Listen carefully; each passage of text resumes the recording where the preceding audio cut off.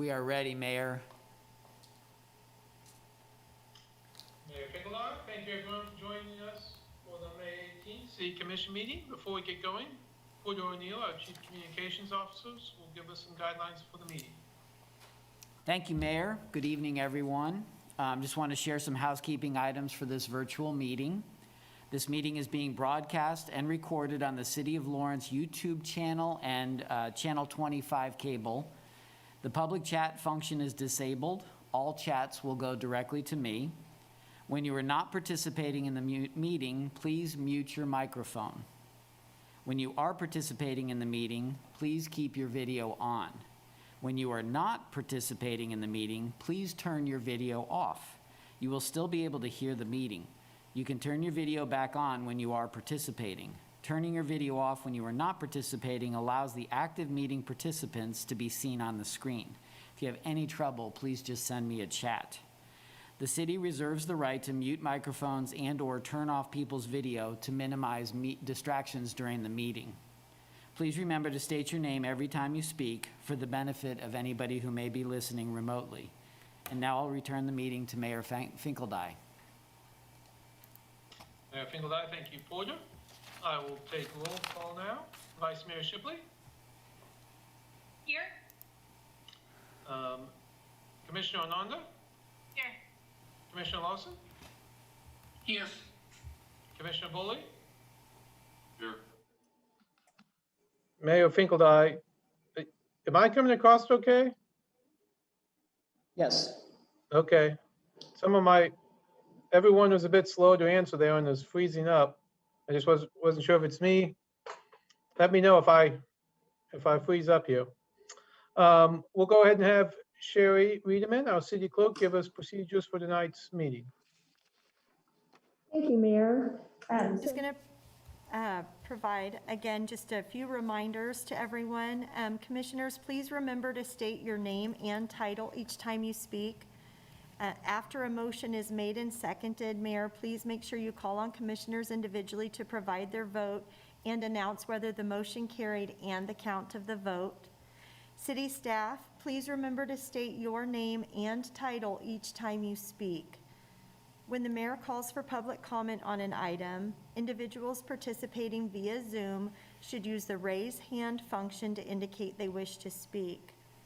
The raise hand function may appear in different places on your Zoom menu depending on the device you are using and which version of Zoom you have. Individuals will be called upon by name in the order they appear on the meeting host screen. When you are called on, please unmute and state your name. Comments will be limited to 3 minutes. When the mayor calls for in-person public comment, individuals should raise their hand to indicate they wish to speak, and staff present will direct you to the podium to speak following social distancing and safety protocols. Please state your name before speaking, and comments will be limited to 3 minutes. Thank you. Mayor Finkeldei, thank you, Sherri. As we move into the agenda, we do have 2 executive sessions on tonight's agenda. When the motion is made to recess into an executive session, the commission will leave this Zoom meeting and go into a separate Zoom meeting. When the time scheduled for the executive session has elapsed, the commission will return to this Zoom meeting and reconvene the regularly scheduled meeting. First item is to approve the agenda. The City Commission reserves the right to amend, supplement, or reorder the agenda during the meeting. Does any commissioner wish to amend the agenda? If not, I look for a motion. Commissioner Ananda, I'd move to approve the agenda. Commissioner Larsen, second. Mayor Finkeldei, there's a motion by Commissioner Ananda, a second by Commissioner Larsen. Commissioner Ananda? Aye. Commissioner Larsen? Aye. Vice Mayor Shipley? Aye. Commissioner Boley? Aye. Mayor Finkeldei? Aye, passes 5-0. We'll now move to the consent agenda. All matters listed on the consent agenda are considered under one motion and will be approved as one motion. There'll be no separate discussion on those items. If discussion is desired, that item will be removed from the consent agenda and will be considered separately. Members of the public wishing to speak to an item that has been pulled off the consent agenda will be limited to 3 minutes for those comments. Does any commissioner wish to pull an item off the consent agenda?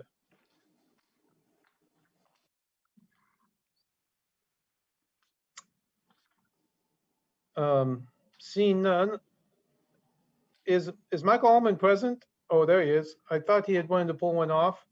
Michael, do you want to pull off B6B based upon your letter? Yes, thank you, Mayor. This is Michael Almon. Okay. If any other person would like to pull an item off the consent agenda, any member of the public would like to pull an item off the consent agenda, please raise your hand using the raise your hand feature. Or if you're present, let Sherri know and she'll call upon you.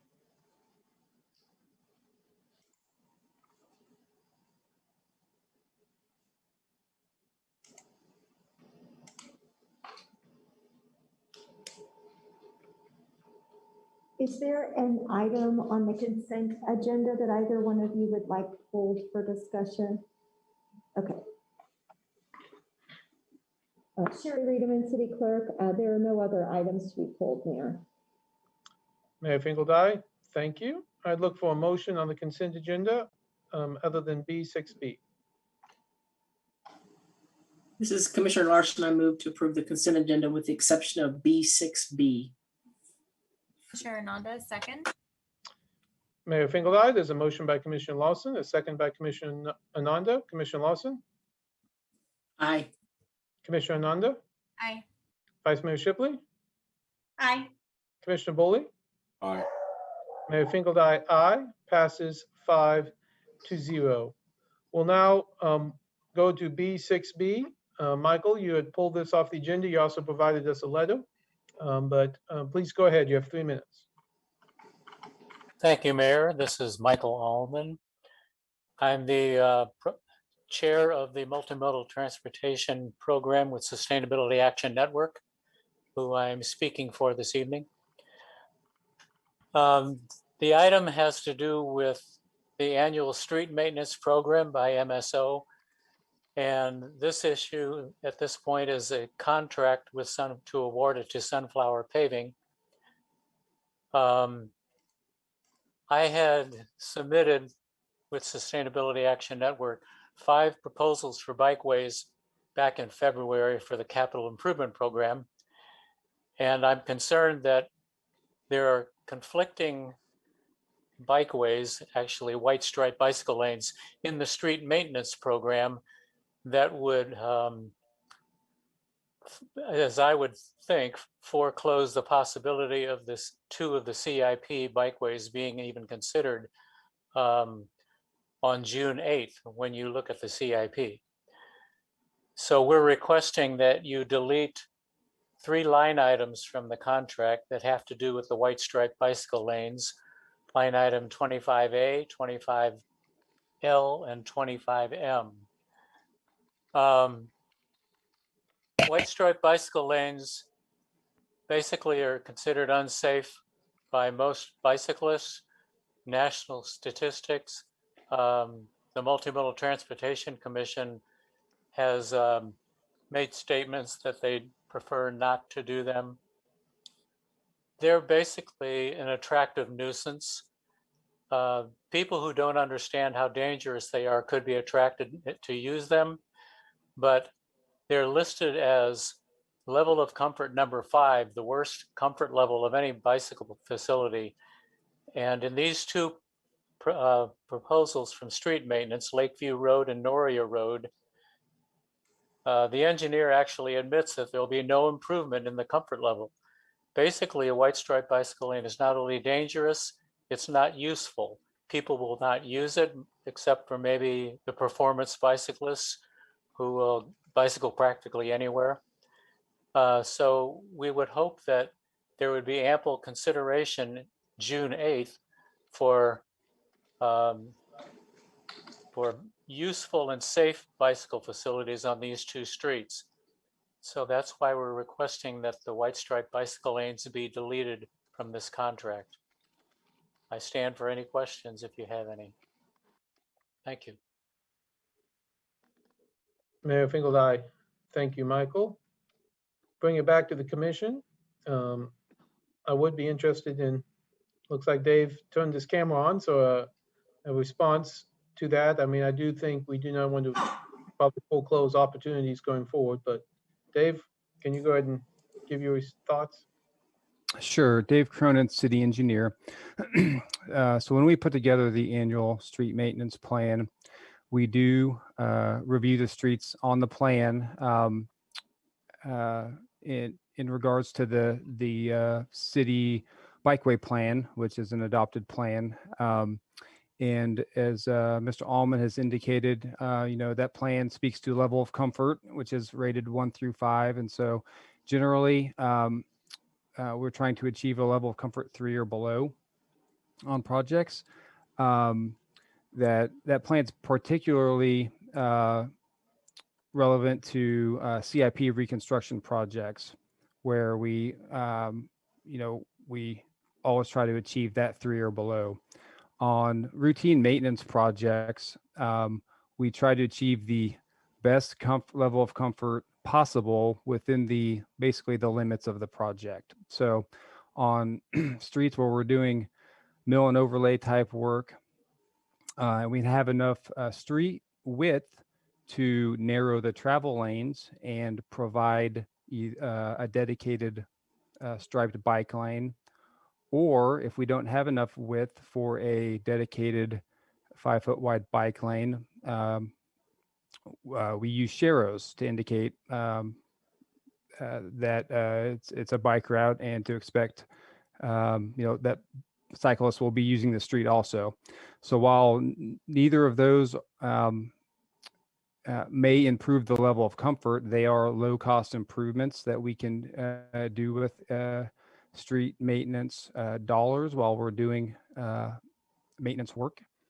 And those type of improvements, while aren't maybe the best in the long term, are good short-term improvements that add to the connectivity of our bike facilities, and are, in our opinion, an improvement over not providing anything. So the bike plan speaks to this on maintenance projects, that these lower cost improvements, whatever we can do to within the constraints of limited funding and scope, are desired. And I guess if there are any questions on specific streets, I would be willing to answer those, but hopefully that generally gives you an understanding of our approach. Mayor Finkeldei, I think that does help. I guess my question would be if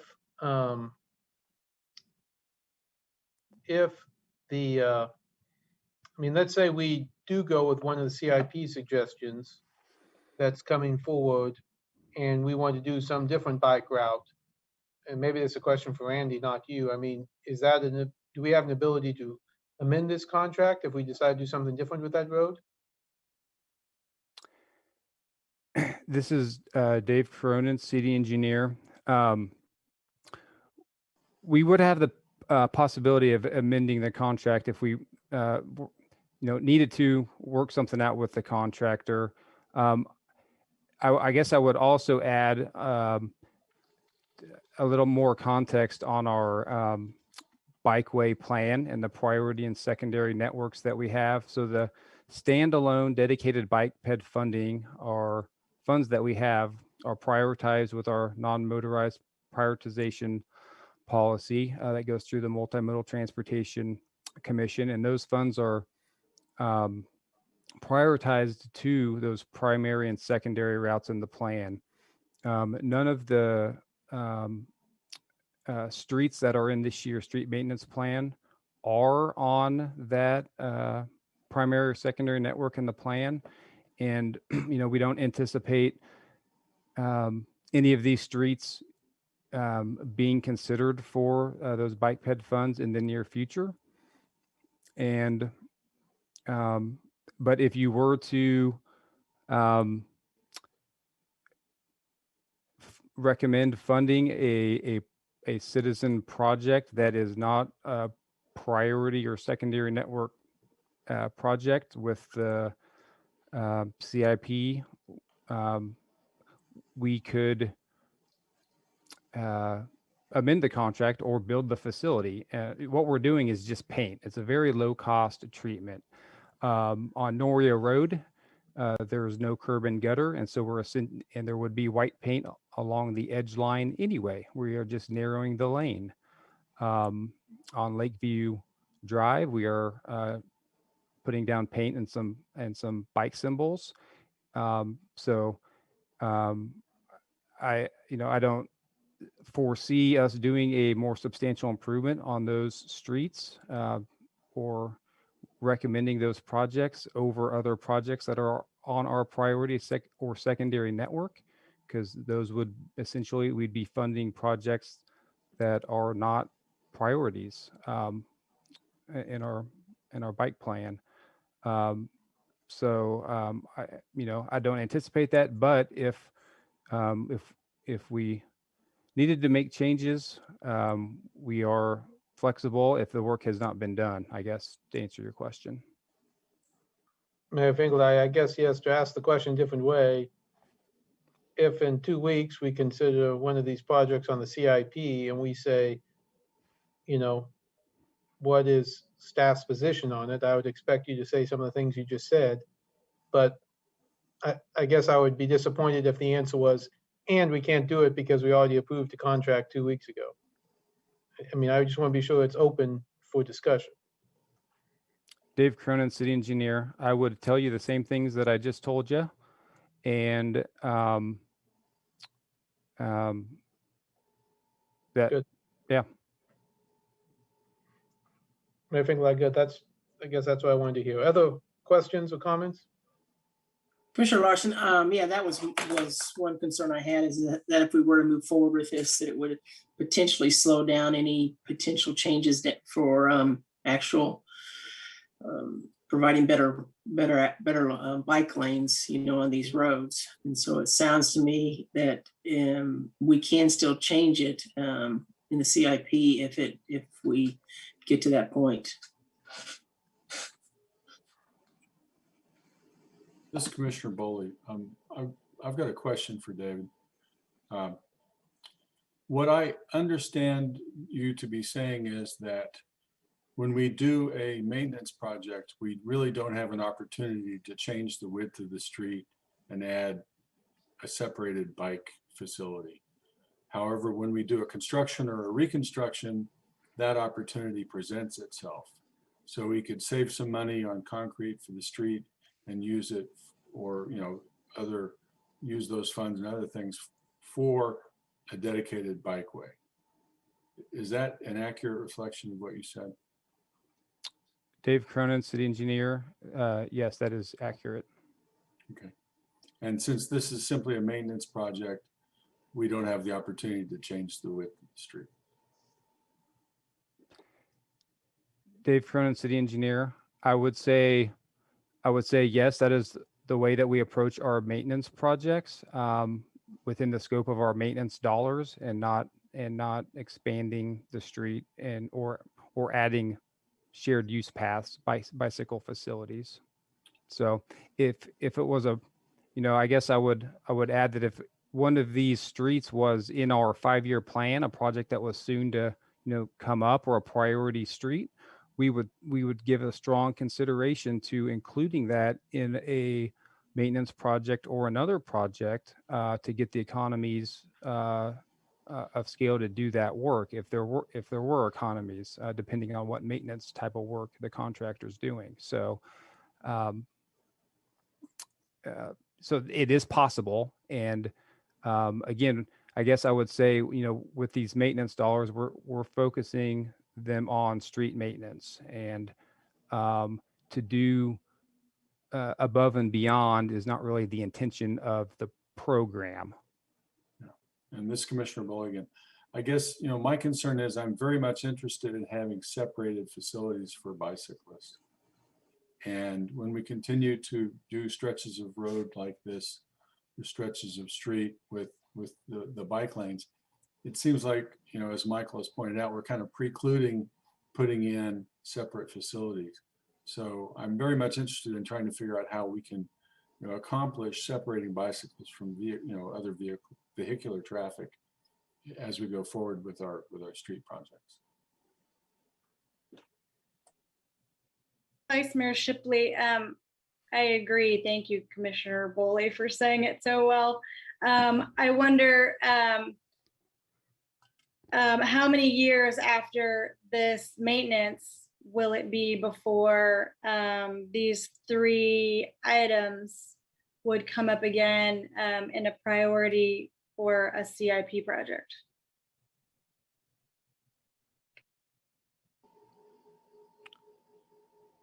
Dave Cronin, city engineer. I think I would anticipate it would be a while before any of these streets are prioritized with bike ped funding. Now, this commission could always approve a citizen request project that is outside of, our program and decide to fund it ahead of other projects or other potential projects that are on the network. So that would be at your discretion. But if we're following our prioritization criteria, it would be a while before any of these streets rise to the level of making the substantial improvement to meet the level of comfort. Vice Mayor Shipley. So yeah, these are, these are all different streets, so they have different patterns, but one might be 10 years, one might be 5 years, one might be 20 years. I think it's fair to consider how long it would be for the public to know, to have an expectation of when they could expect major changes based on the parameters you just described. So, like, what is it, Lakeview, what are Riverview? That, seems like that could be a long time. I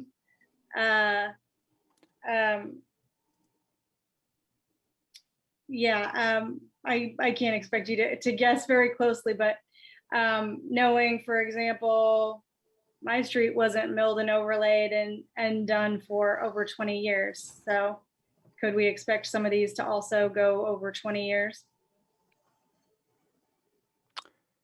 Dave Cronin, city engineer. I can't speak to the timing of getting back to these streets to do maintenance, but I think the question would be when's the next opportunity to do something more substantial than what we are doing, within the constraints of the maintenance project. So, for instance, on the Riverview Road, if that would to achieve this level of comfort, you would need to have a shared use path or a adjacent cycle track, some adjacent facility outside the roadway. It could be done with a maintenance project, but it would take dedicated funding to do that, and it is not on our priority or a secondary network. Our 5-year bike ped plan with those program dollars doesn't come close to completing all of the gaps in the primary network, let alone the secondary network. There's a long list of projects that we could do before we got to Riverview Road. So I can't give you a date that we'd get to it in 10 or 20 years. I can tell you we won't get to it in 5. Finkeldei, thank you, Dave. Randy, did you have something you wanted to say? This is Randy Larkin, Deputy City Attorney. I just wanted to point out, if we do enter into an agreement, agreements can be amended, but it always takes 2. So the other side would have to be in agreement with it. If we agree to a certain amount of money, a certain amount of work, and they are not willing to amend it, then we might be on the hook for that amount of money. So So basically it takes two parties to amend an agreement. I think I certainly understood.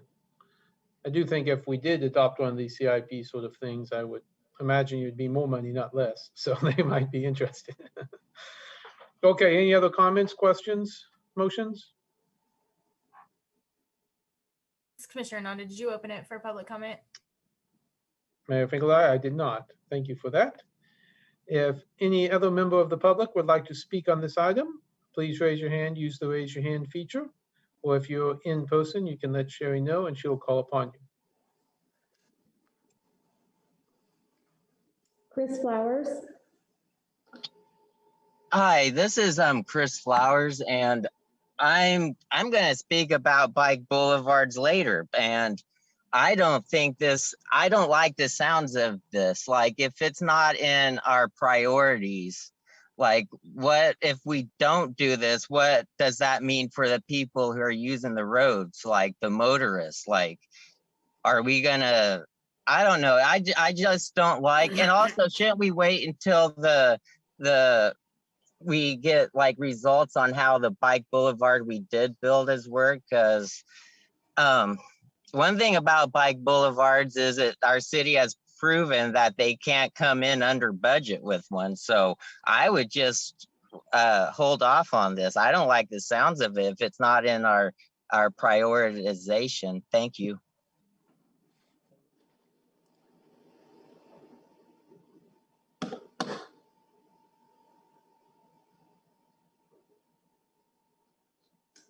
Did you want to provide comment on this item? You already commented. There's no other public comment on this item, Mayor. Mayor Finkeldei. Thank you. Okay, bring it back to the commission for comments, questions, motions.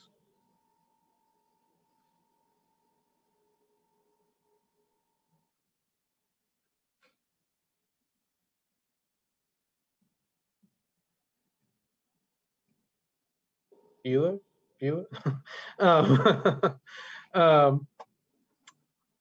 Well, I do think, I want to be able to consider, the things on the CIP. I feel looking at these line items that it's a very small number. I guess if we're going to change the policy about putting lines, markings when we're doing maintenance as a level 5, and if we want to change our policy to say that we're not going to do that going forward because they're not safe, for the reasons Michael talked about, I don't think we should do that on this consent item. I think it should be done coming back to us in a change to our policy through the MPO and the Bicycle Advisory Board. As I understand our policy, that's what our policy is now. Staff brought us a plan consistent with that policy. It certainly sounds like maybe we should consider that policy in the future, whether or not we do want to do that. I think that should be done in the context of the policy, not on this item. Commissioner Larsen, I wouldn't disagree with that because I do, since this is just a maintenance project.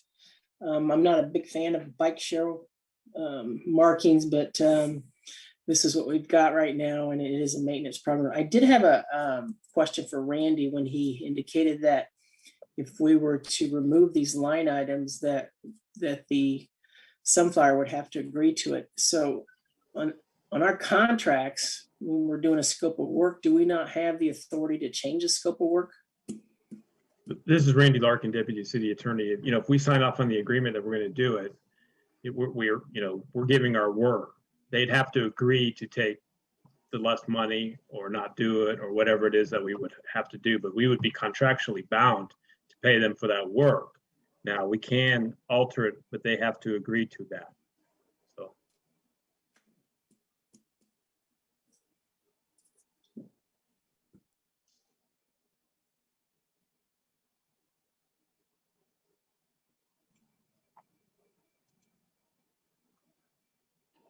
Mayor Finkeldei, Commissioner Boley, I'm going to agree with the mayor on this. I stated my concerns about, wanting separated facilities.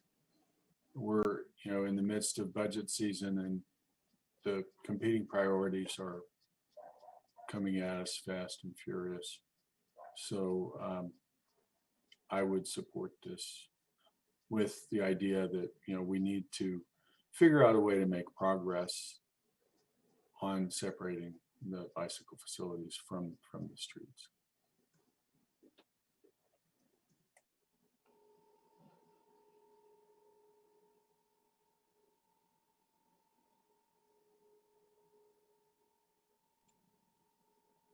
Mayor Finkeldei, anyone willing to make a motion then? Or further comments?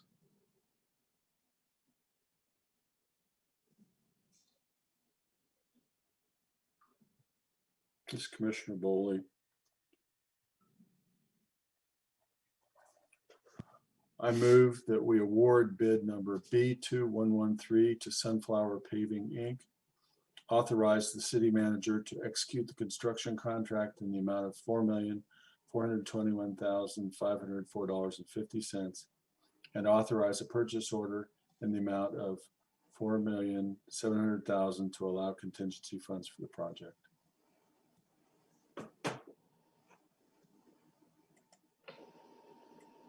Commissioner, Mayor Finkeldei, Commissioner Larsen, did you second that? I'm sorry, I did. Commissioner Larsen, second. Mayor Finkeldei, there's a motion by Commissioner Boley, a second by Commissioner Larsen. Commissioner Boley? Aye. Commissioner Larsen? Aye. Vice Mayor Shipley? Aye. Commissioner Nanda? Aye. Mayor Finkeldei, aye. Passes 5-0.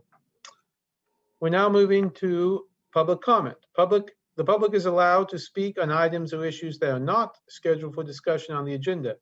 As a general practice, the commission will not discuss or debate these items, nor will the commission make decisions on items presented during this time. Individuals should address all comments and questions to the commission. Each person will be limited to 3 minutes. If you're interested in making general public comment on items not on the agenda, please raise your hand using the raise your hand feature. Or if you're present, let Sherri know and she will call upon you. Chris Flowers?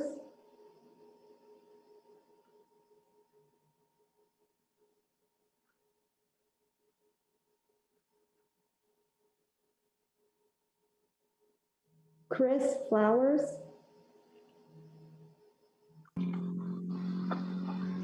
Hi, this is Chris Flowers, and I'm on location for my public comment. Last Friday, the city tweeted out about members of the, multi-module transportation team taking a trip to the bike boulevard, but then the picture they used wasn't the bike boulevard. So I'm here on 21st. I just want to show the city what the actual bike boulevard looks like.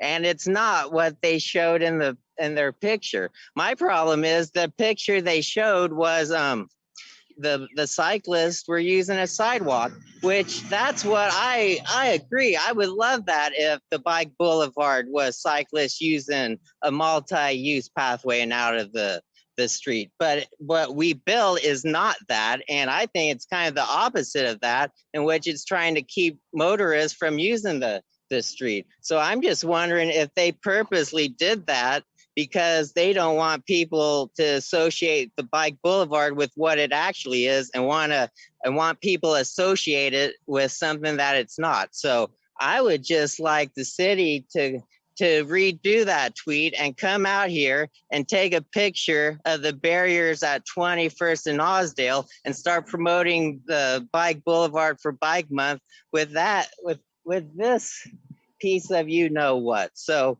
that's just my 2 cents. Thank you. Sherilyn Wells?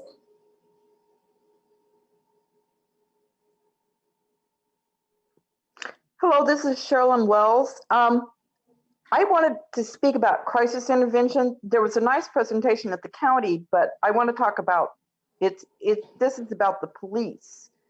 they had, it sounded like a really good plan, but somebody called the police recently about a citizen in distress around the area of 10th and Rhode Island.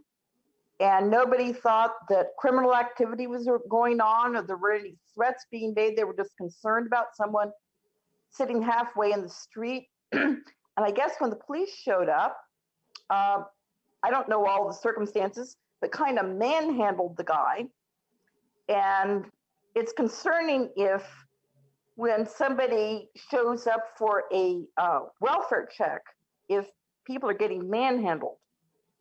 So thank you very much.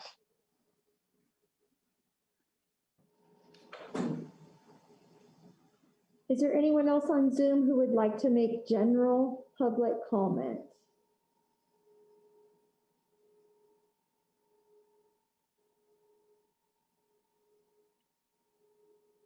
Did you want to have any comments?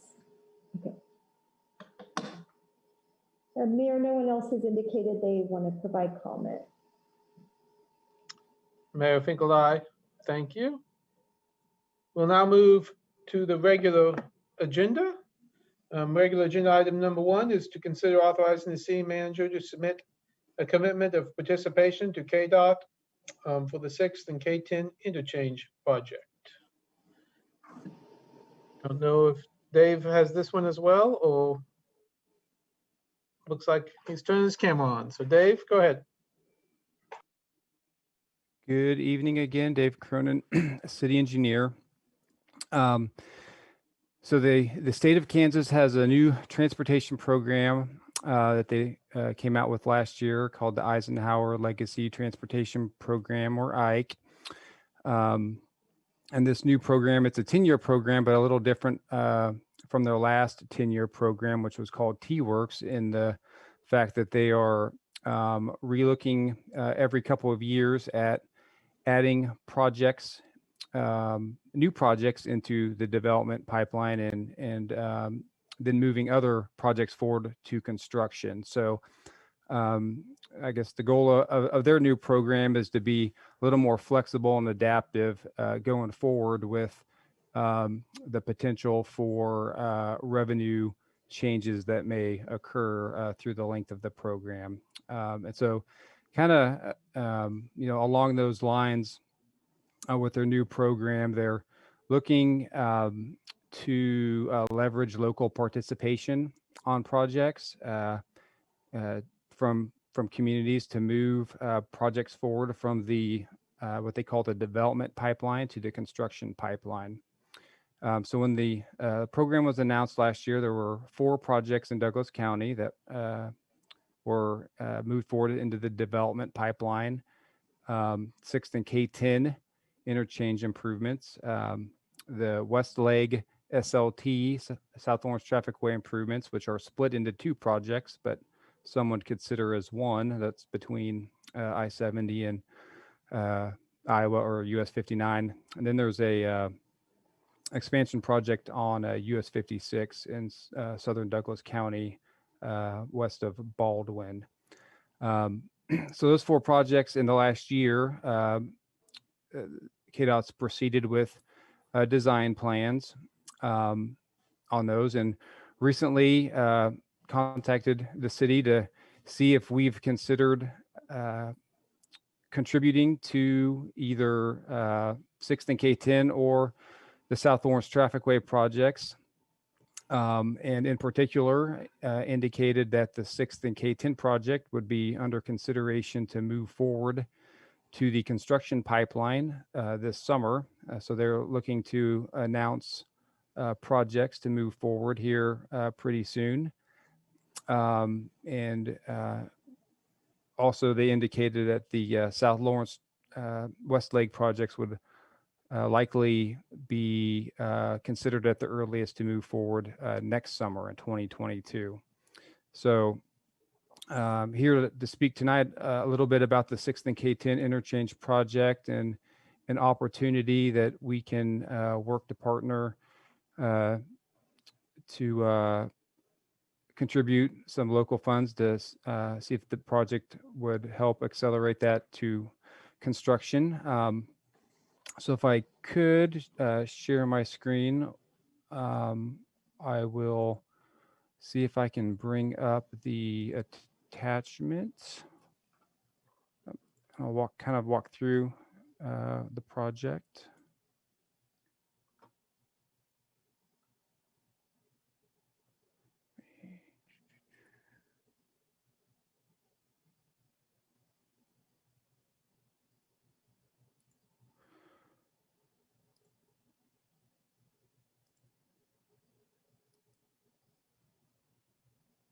All right. Let me zoom out a little bit. So hopefully you can see this. This is the very preliminary concept plan for the 6th and K10 interchange improvements that are attached to the memo. This project really began in design about 7 or 8 years ago. So KDOT did some preliminary review of turning movements here at the interchange to accommodate future long-term growth in the area, and started working on design plans, which didn't make it past the 50% stage or field check. But with the forwarding of this project on in this development pipeline the last year, are continuing to make improvements to final design plans. So the overall design of the project would be to convert the existing diamond interchange into a diverging diamond interchange. That if you're familiar with the diverging diamond interchange, it may be confusing if you look at this image, but if you've been through one, you would remember it. There's one at I-35 and 95th Street in Johnson County, and one over at 435 in Rowe. It's primarily a way to improve safety and turning movements at interchanges. There's less conflict points. So if you're coming off the highway, you can make a left turn and you're driving on the other side of the road across the bridge, and then you on either end of the bridge would cross back over to the traditional side of the road. So with these diverging diamond interchanges, you're able to accommodate a lot more left turns, and there's some safety improvements. And the idea on using that interchange at this location is really to be able to use the existing bridge. With the use of a diverging diamond, they don't need the bridge does not need to be widened for additional left turn lanes. And so there's some benefits there from a cost perspective as well. So that's kind of a little overview of the diverging diamond aspect. And with their project, I'll scroll here over. They are planning to relocate East 900 Road here on the north side of 6th Street or US 40 over to realign with where a future collector street would be anticipated. They've in this plan called that John Wesley Drive. That's in line with what is in our transportation T2040 plan for a location of a collector street. And with that as well, they would, at least in a temporary standpoint, cul-de-sac East 900 Road South, as that also has access via Bob Billings. So with this improved project, I've kind of, recently understood that they would be doing some grade changes to US 40 through this area to improve safety while they are making these connections and to John Wesley Drive. So the street US 40 will very likely be closed to traffic when they go forward with this project to improve the vertical profile of the road. I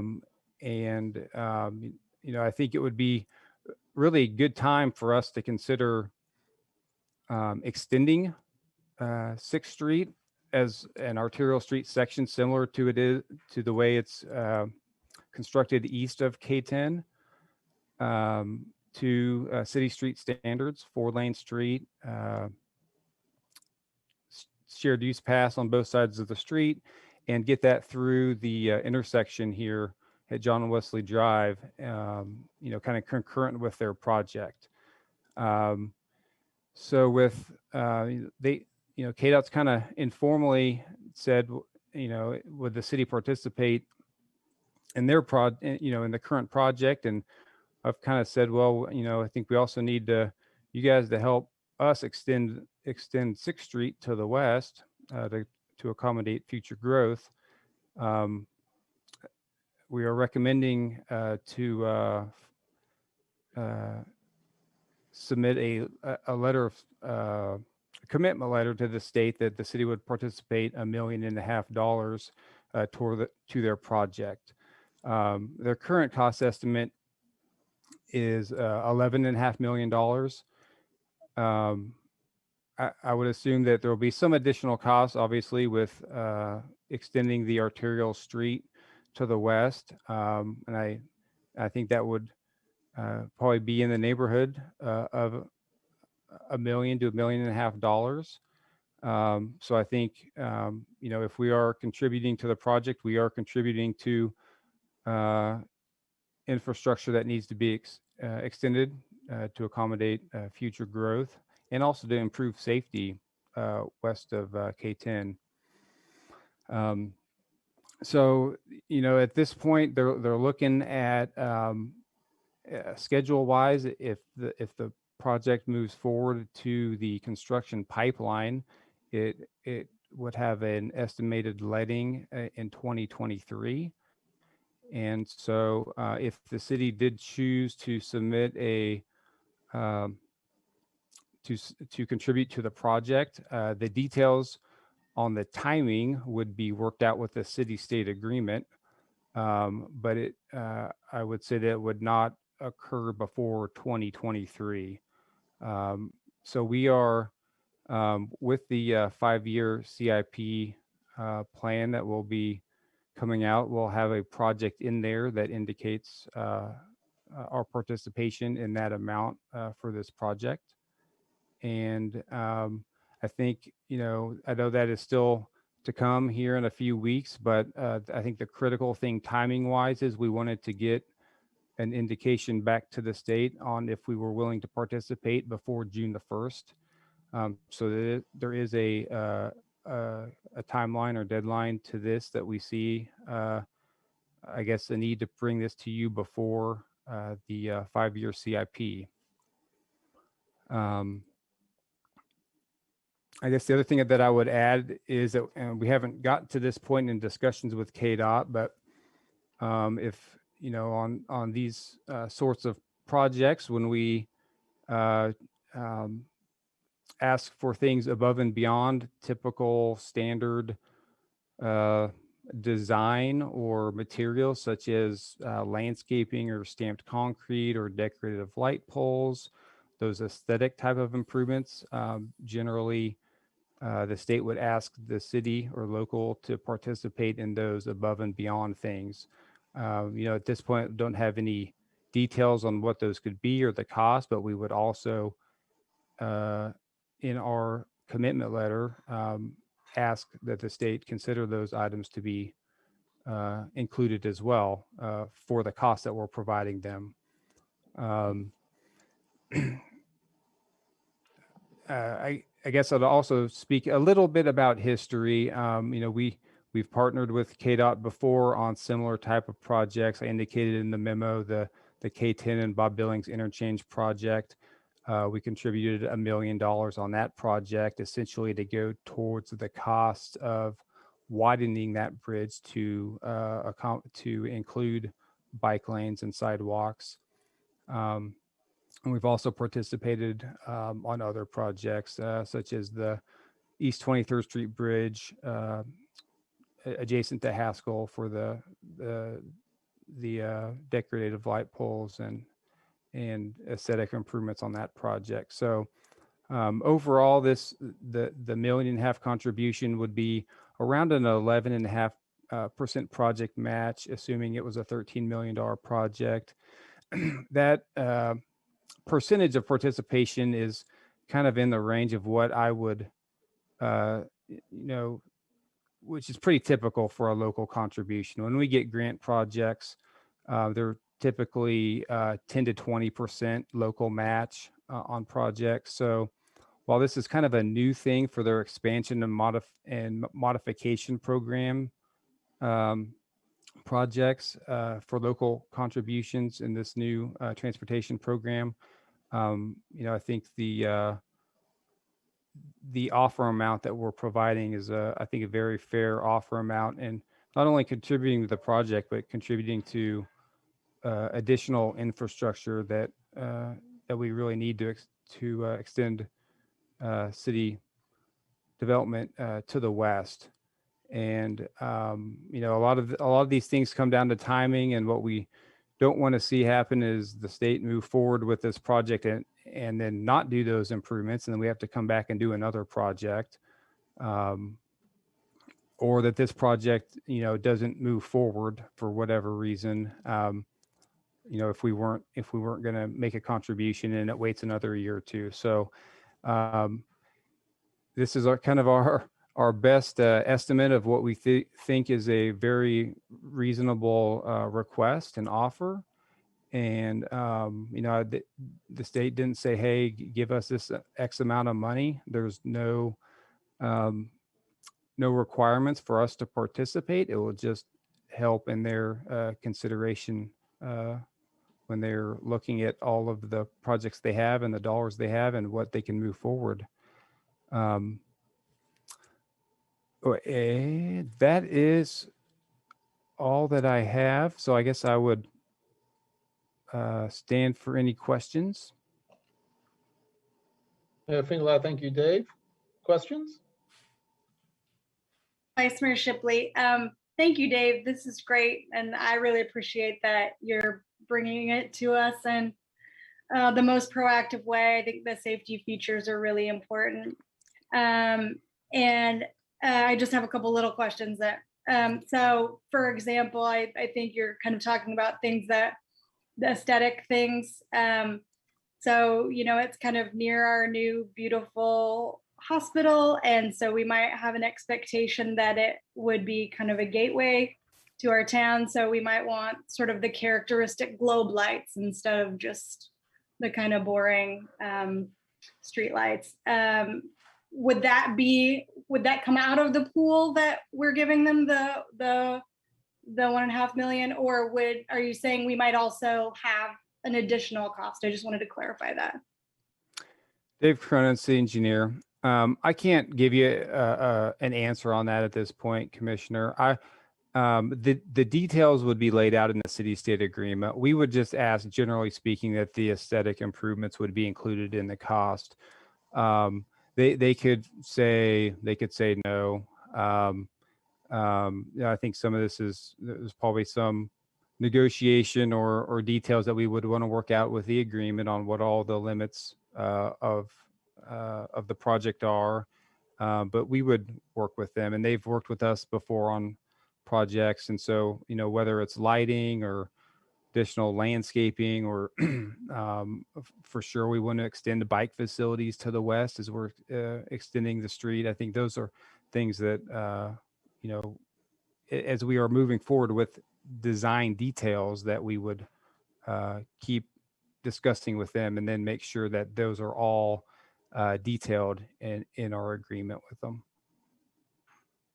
Thank you, Vice Mayor Shipley. Thank you. Great. The only other question, and I know that you'll be able to assure me here, I don't know if you want to pull your picture back up, where it goes further west that you're suggesting we want to expand a little bit. In general, not this project in particular, but I think this could be a good example. I am sometimes concerned that we are overbuilding only in as much as we don't know what might go here. Could be really high density, and that would be, I would think you said 4 lanes, that would be what we need. but we don't really know that. So, when I look around other parts of town that projects like this might or might not have been done in conjunction with KDOT, they seem maybe a little overbuilt, like 4 lanes in the middle of a residential neighborhood, or the density really didn't pick up to that level. Can you assure me, can you explain to everyone out there in the public that the size of the road that we want to build here is appropriately sized? Dave Cronin, city engineer. Yeah, as the city grows to the west, and this area is in the tier for development. I would anticipate that happening here relatively soon, and we will need an arterial street to go through. To be 6th Street to be expanded to an arterial street west of K10 to serve any additional development. So I can't guarantee what the timing will be. I mean, I think, as folks in planning would tell you, they're probably running out of room east of K10, and I think west is an area that is going to be strongly considered for here, development soon. So, and to serve that, we will need an arterial street extension on US 40 or 6th Street to the west, which would be 4 lanes and turn lanes at the intersections. It wouldn't be a whole lot different than when 6th Street was expanded west of Wakarusa 12, 13, 14 years ago.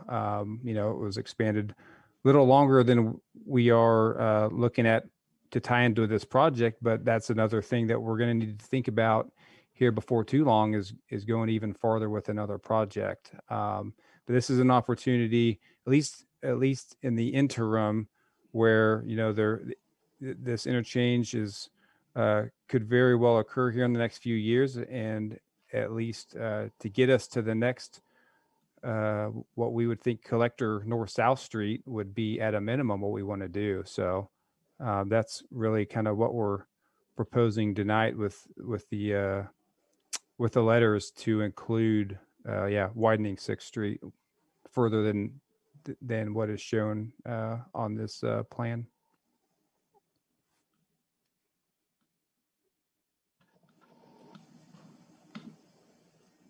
Mayor Finkeldei, other questions for Dave?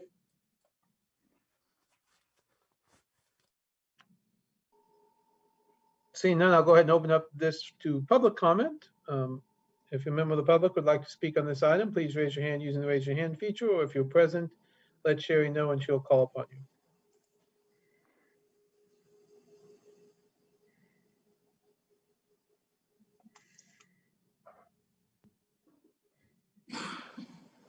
Sherri Riedemann, City Clerk. No one has indicated they want to comment on this item. Mayor Finkeldei, thank you. I'll bring it back to the commission. And I guess I would say that like many CIP projects, you start to see these and you get excited about it, and then someone tells you, oh, it's going to be let in 2023 and built in 2024 or something, and you go, oh, yeah, I guess that's coming. But I do think it's a needed safety feature, and I certainly do agree that at a minimum we should be expanding to that John Wesley Road, especially if they're going to be doing grading and they're going to close the street to work on that hill there. I think we need to get as much as we can to that next street as possible. And I certainly agree with all the comments that this will be a gateway into the city, that we need to be sure we try to incorporate those features. And I know we will, but putting that in the letter, I certainly support. Other comments, questions?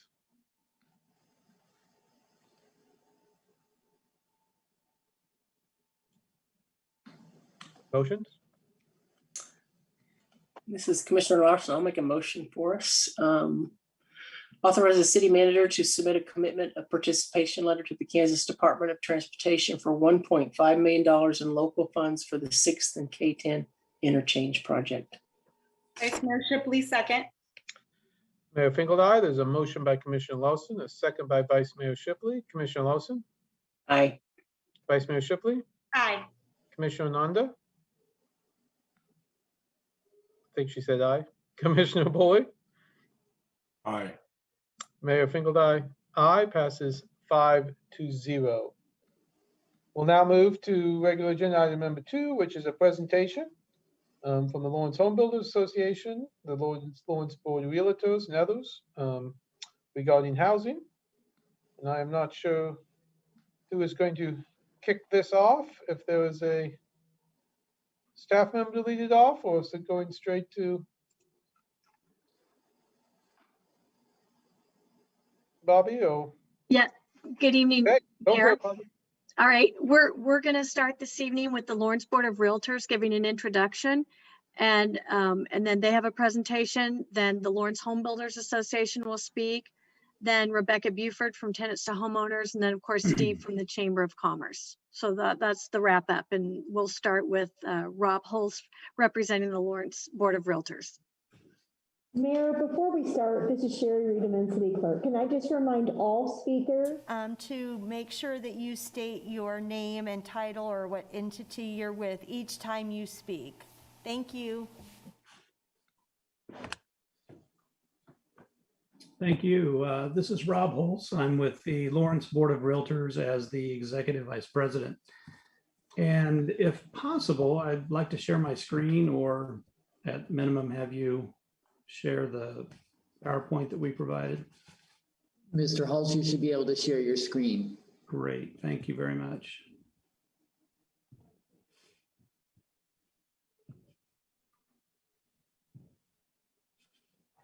Can you all see that? Yes. Great, thank you. Well, first of all, thank you, Mayor Finkeldei and commissioners for giving us this opportunity to present this evening. I'm here in place of Danielle Davey, who is typically our spokesperson on governmental affairs related issues. And Danny can't be here tonight. She regrets that. She's disappointed that she's not able to address you, but I'll do my best to share her presentation with you tonight. As you may recall, Danielle met with each of, well, not, I guess she's met with each of you, but has met with the commission prior and expressed some real concern and requested that a work session be created to bring relevant stakeholders to the table and begin a community conversation about historically low inventory and increasing sales prices of housing in our community. This is not a new topic. We've been watching this and we've been watching this come now for several years, and it's not unique to Lawrence, although we might argue that it's pretty bad here. But there is no silver or magic bullet to fix this issue, and we feel this is an issue that can't be solved by the Lawrence Board of Realtors. It really cannot be solved by the Lawrence Home Builders Association or by the nonprofits within our community. This is a community issue, and we think it requires a community response. And a first disclosure here to note for you that this presentation is focused primarily on a housing ownership standpoint. We recognize that housing is a vast issue, and our focus of ownership isn't intended to take away from any of the good work being done on homelessness and that issue, and the issue of having ample affordable rental units. These are all important components here in our community. So let's start with some of the things that we know.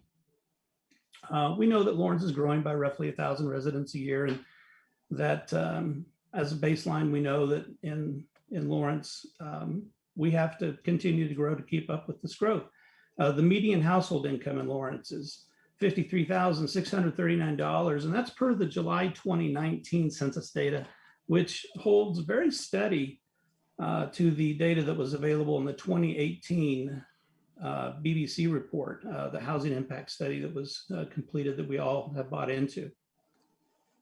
Please recall from that housing study a finding that nearly 50% of non-student renters, so non-student renters, have a desire to buy a home. We know that there is a demand for home ownership in our community. We also know that of this population of non-student renters, we know that they have an income of generally $35,000 to $75,000 per year, and we know they can afford homes between $110,000 and $262,000. Even back in 2018, the most reported barrier as a result of the BBC study with regard to home ownership, the most significant barrier was that of affordability and availability of affordable homes. And it's not only constructed homes that lack in affordable inventory. We know from our annual lot survey that we have a limited supply of developable lots here in Lawrence, and we don't want to beat a dead horse. And we've noted before in our examination that we believe that the lot list is a little bit more constrained than it appears, with roughly a third of the identified lots being undevelopable for a number of reasons. Some of those reasons would include encroachments, lot terrain, lot size, and so on. And we know that this lot scarcity drives up the fair market value of land in Lawrence. We know that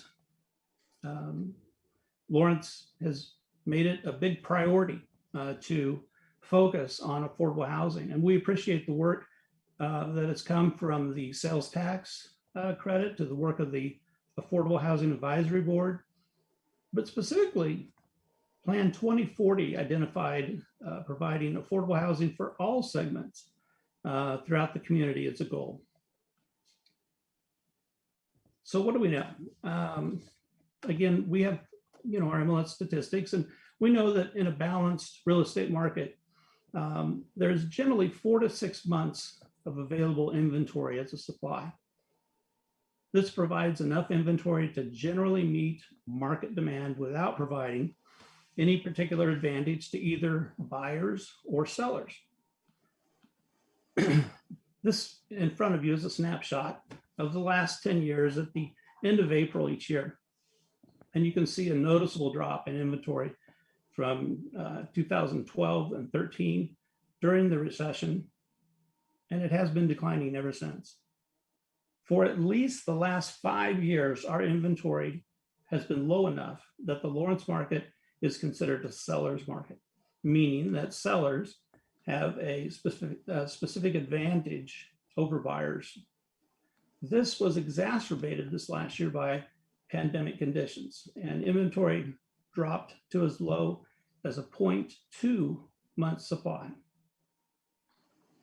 The lack of inventory provides upward pressure on pricing, and it results in increased sales prices and more competition amongst buyers. The median list price, interestingly, in 2010 was $169,900 in our community, and it is now $270,000. The median sales price in 2010 was $158,000 and now sits at $249,900. Please keep in mind that these are median, so half of the transactions that occur are occurring above this level. Of note, the median sales price for new construction in Lawrence is now $441,450, and that's an increase of 28% since this time last year. Finally, if we look at median days on market, you can see that we've gone from 42 days in 2010 to just 4 in 2021. This demonstrates just how competitive this market is. So basics: limited inventory, high demand equals higher sales price. That's basic economy, right? We know that.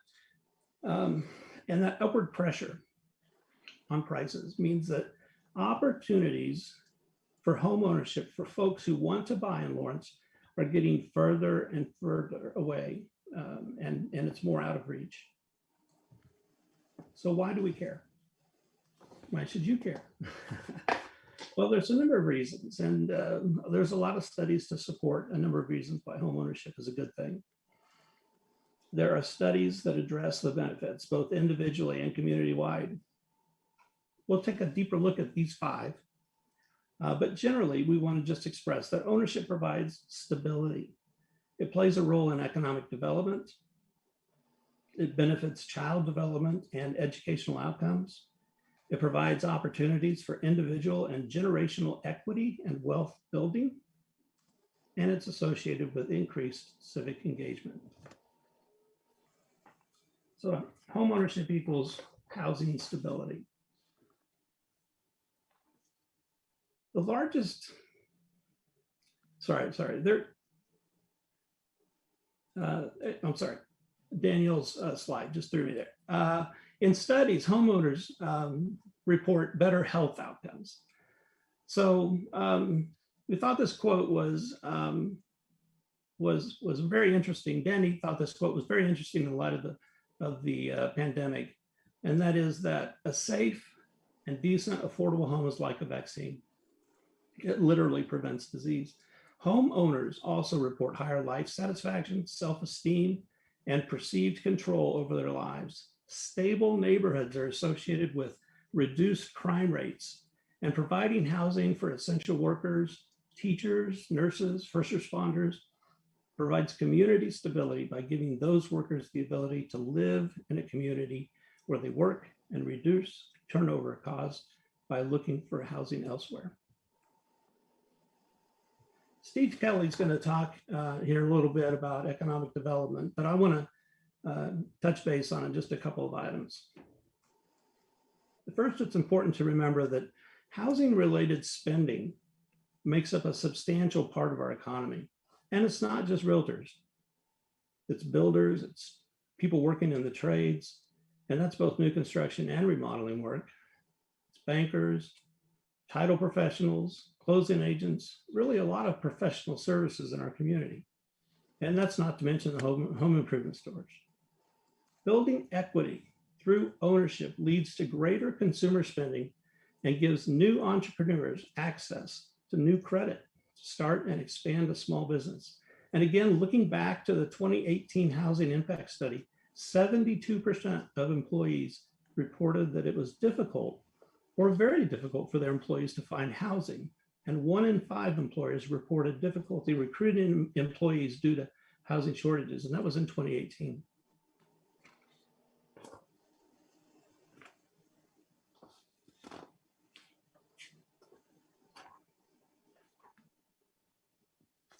There's also a number of studies that show that children of homeowners show better outcomes, including being more likely to stay in school, performing better in math and reading achievement, displaying fewer behavioral problems. And in fact, studies suggest that the stability provided by homeownership allows parents to be better able to provide stimulation and emotional support for their children. And in turn, the children experience enhanced cognitive abilities. The largest contributor to family wealth in the US is homeownership. And that's why homeownership has long been considered the part of the American dream. A study between 2005 and 2012 of low to moderate income owners and renters revealed that even accounting for the housing crisis in 2009, this is a staggering number, owners held $24.90 for every $1 of wealth held by consistent renters.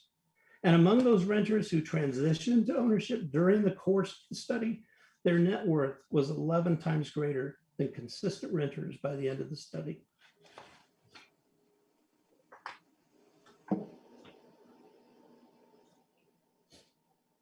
Ownership in some ways acts as a forced savings account. It's consistent with monthly payments. Those consistent monthly payments help build equity, which becomes an asset, and they can provide individual security that can be passed on to future generations. Finally, studies consistently reflect increased civic engagement among homeowners. including higher likelihood of voting in local elections and higher likelihood of supporting measures that will impact community development. There is a strong correlation between home ownership and involvement in non-professional organizations and community activities. And finally, evidence shows higher involvement in neighborhood groups among owners. So the evidence bears out. Home ownership has strong benefits for both individual homeowners, but also at the community level. And we want to note too that home ownership can contribute to the ripple effect in housing. As we change and our households shrink and grow and housing needs change, those with kids learning from home this past year have desired more room and dedicated learning spaces in their homes. New jobs might lead to a renter entering into home ownership. Life changes related to a person's health or within their relationships may lead to a transition from one housing unit to another. And so whether it's right sizing or whether it's expansion, people's housing needs change. And ideally, the market can openly support these changes. And the market will not be the cause for renters or owners to exist without options like we're seeing today. This is all to say that housing is cyclical. And every time a housing unit opens, it creates movement among other units. So what do we do?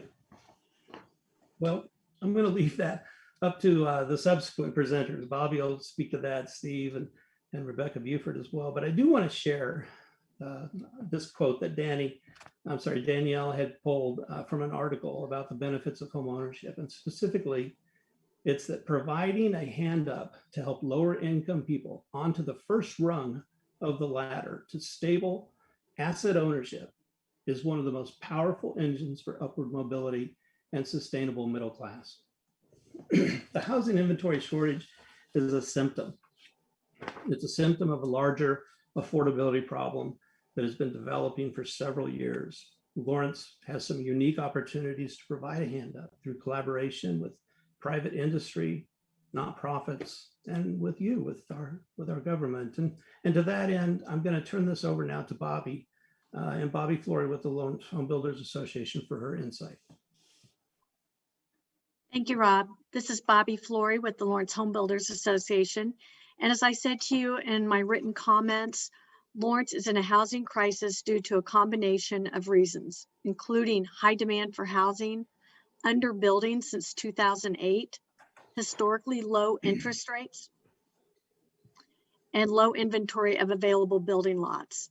Add to that the highly regulated building and development environment, labor shortages, and the alarming increases in building material costs. Of those factors, the city has influence over two: the regulatory environment and the building lot inventory. We're very pleased to learn that there's an effort underway to review the development code and process.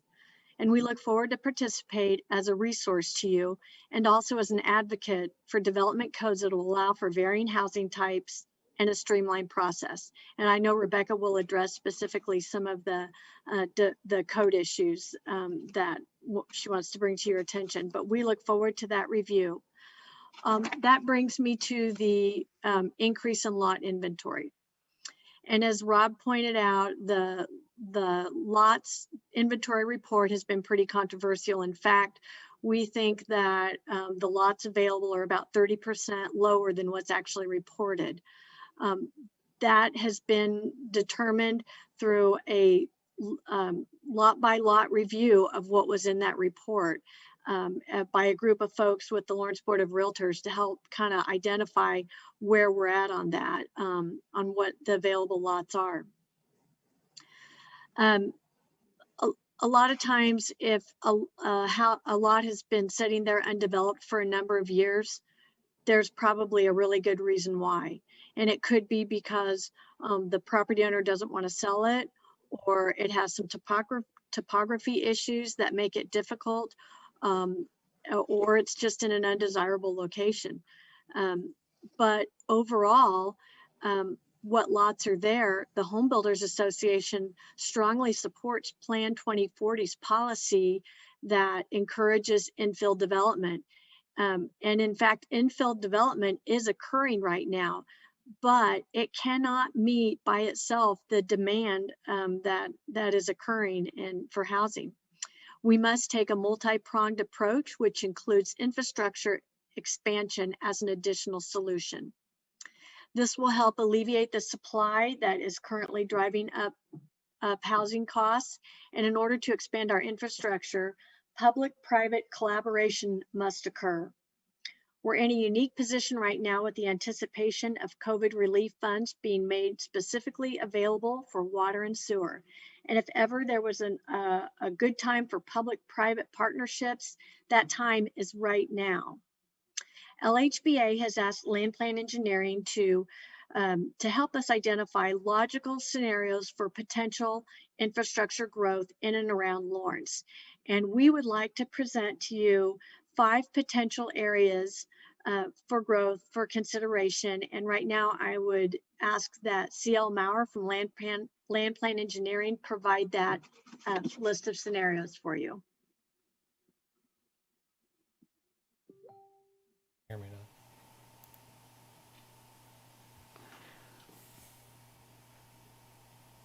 Am I muted? No.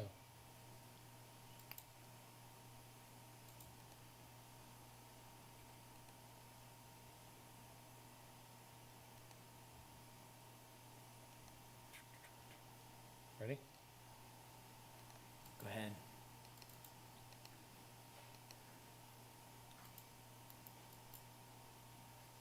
CL Maurer, Land Plan Engineering. I screen shared what the protocol is going to be for right now. We're just talking about loan growth opportunities. The 5 areas we've looked at: one south of Haskell Avenue, southeast of Douglas County Correctional Facility, west of Bob Billings Parkway, north of Castle and Farmers Turnpike, and then north of Rock Chalk Park. And here's a little drawing to show the one that's Haskell Avenue, which is south of the recent water treatment plant. We've also got 31st Street and around the school district out there, 1500 Road or Bob Billings Parkway for the west area. Northwest area is an extension of Queens, and then the north area of Farmers Turnpike. Look at the little Haskell Avenue area. To get this one to get to the south end of Wakalusa River, you need to extend Haskell Avenue. You'll have to extend some water. There's already a 16-inch water line out there to the wastewater treatment plant. We'll have to do a little bit more sewer improvements, but that opens up, and have to widen the bridge across Milwaukee. But that all opens up everything south, basically, roughly, let me hit one more slide here, 2,500 lots. Now, the advantages of that are, it's right there next to the water treatment plant. You've got the existing sewer and water already there, and you've planned growth south of the river already. Disadvantage is you've got to widen the bridge there at Haskell Avenue to get across the Wakalusa, and the SLT has to have some widening because that is right now it's a 2-lane with some shoulders, but just like you heard earlier on 6th Street, you want to have those arterials 4 lanes. And when you're talking about 2,500 lots, it's going to have a lot of traffic. The advantage of that is there's a lot of commuters, whether we like it or not, that go to Kansas City. This makes it an easy jump onto the SLT and on to Kansas City for those commuter people. Not that I like the people who are commuting, but that's just reality. The other area we looked at was around the Kitzmiller and USD 497. There's already a pump station out there, and 31st Street goes along there. There's a pump station there with sanitary sewer that goes all the way through Kitzmiller's. That was done several years back to get to the development there along O'Connell. So the streets would have to be, 31st Street have to be improved to just 4-lane like the rest of the 31st Street is. And you could take that all the way out to 1750 Road. We just didn't do it on this to keep our costs down, but we can get 31st Street and then also extend water down to the pump station. Yes, ma'am. Someone? No. But that opens up the Kitzmiller property. USD 497, not sure what that property is going to do. or what their plans are. Opens up potential of 450 lots for $6,600,000, which is just lower half of what the other one was on the south of the SLT. You know, you've got advantages there where it's an undeveloped corner, you know, USD 497 property, existing city park. There's 40 acres right there where the pump station is located. You've also got the existing sewer running through Kitzmiller's property. So all those are advantages for this one, which could be done fairly quickly. I mean, it's, yeah, we got the planning process to go through, but I'm just saying for a developable in, you know, close to Lawrence, in Lawrence, without too much problems, that could be developed. The other one is west area. This would be Bob Billings Parkway, and then west to 800 Road. Once again, we've got the USD 497 is where this would be ending. So we have school property right there. So the alignment is what KDOT's planning on doing already, south of Bob Billings Parkway, and extending to the frontage road that goes in front of the storage places and then Clinton Lake. So that will be done part of the SLT. So as part of that cost will be part of their trade-off whenever they need to, because they have to build that first before they get rid of the bridge as it goes over the top of Clinton Parkway. They have to redo that bridge because the basically the speed limit is 55 and they're trying to do it for 75, I believe. We've also have some sewer that's already extended, but we have to work out downstream sewer improvements with that one. We will need a pump station, and then that, and we extend that all the way out to the SLT, almost where the force main would extend all the way to where we have sewer that comes through YSI. And that was done years ago. So that way we avoid some of the problems we have for the sanitary sewer running through Albemarle area there, Albemarle Lake area. Once again, we've got a 16-inch water line. We'd have to extend sewer or water up to on the frontage road to that port in there. And then that way we have a loop water system around that area. Cost of that's approximately almost $11 million, but you have 4 square miles we're working with 5,000 lots. So, you know, the bang for the buck is quite a bit on that. Like I said, part of that KDOT improvements are in here, so that'll be done. We have no floodplain issues, and we have the primary growth area everybody's talked about is West Lawrence. The next one was the north area. This is north of what we call Farmers Turnpike. We've looked at those areas a couple of times on different items along Castle. I do know there's a couple areas there that you guys have looked at. We're looking at basically north of the Farmers Turnpike for put another pump station. There's floodplain up in there. That's what those little hash marks are. But still, that's something doable we can work around. You can extend the trunk main from that up to Farmers Turnpike. You also put the force main all the way up to Castle. We have extension of water line out that way. That little area, we end up with 700 lots, roughly $8.5 million. But we also create a growth pattern along Farmers Turnpike, which a lot of people have been talked about, and Farmers Turnpike would be the next place we'd have industrial someday. This would help get that rolling also. The last area is one north of Rock Chalk Park. That already has sanitary sewer through it. We'd have to extend Queens Road up to 1750, North 1750, and then come on down the frontage road as it goes in front of Rock Chalk Park, 902 Road. All that has to have water that has to loop around, but you do have sanitary. The one disadvantage of this whole area up here is it's quite hilly. There'd be a lot of negatives on trying to build houses on that or even the streets on there. This also is within Perry-LeCompton School District. The cost of that's about $15 million, get about 800 lots. Like I said, rugged terrain. There's many property owners up there. It's not big chunks of property, but it does have existing sewers, and we can go to Farmers Turnpike or the SLT.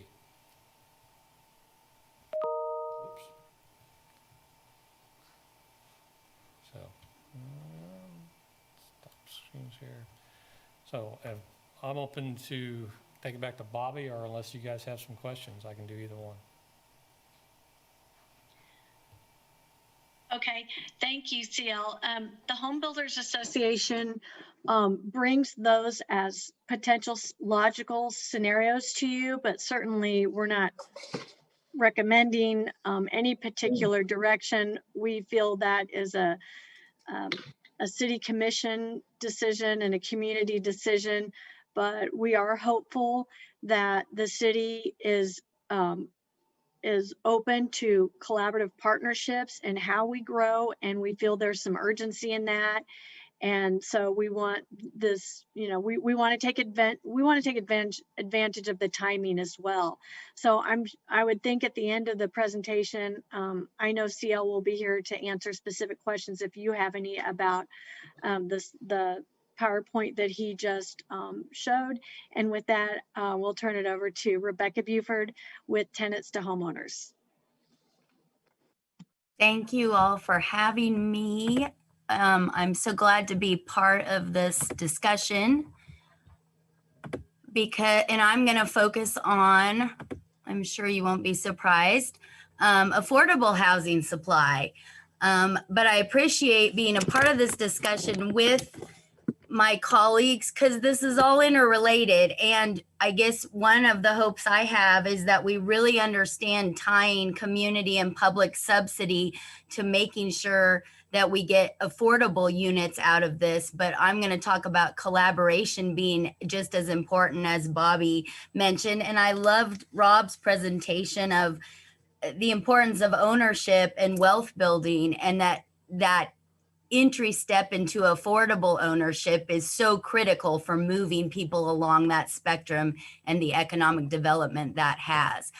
I'm going to spend less time on this, but I do want to be specific about the affordable housing I'm talking about, because the city has defined this very specifically for affordable housing for public resources. For ownership really needs to meet those families that make under 80% of the area median income. Unfortunately, due to COVID, the 2021 income guidelines from HUD just came out, and these are those. So these are 2021 guidelines, and they went down from last year. So much like Rob's presentation, these are people at 50 to 80%, which is the maximum. So I don't like to look at those bottom numbers because no one makes 80%. They have to be below to be eligible.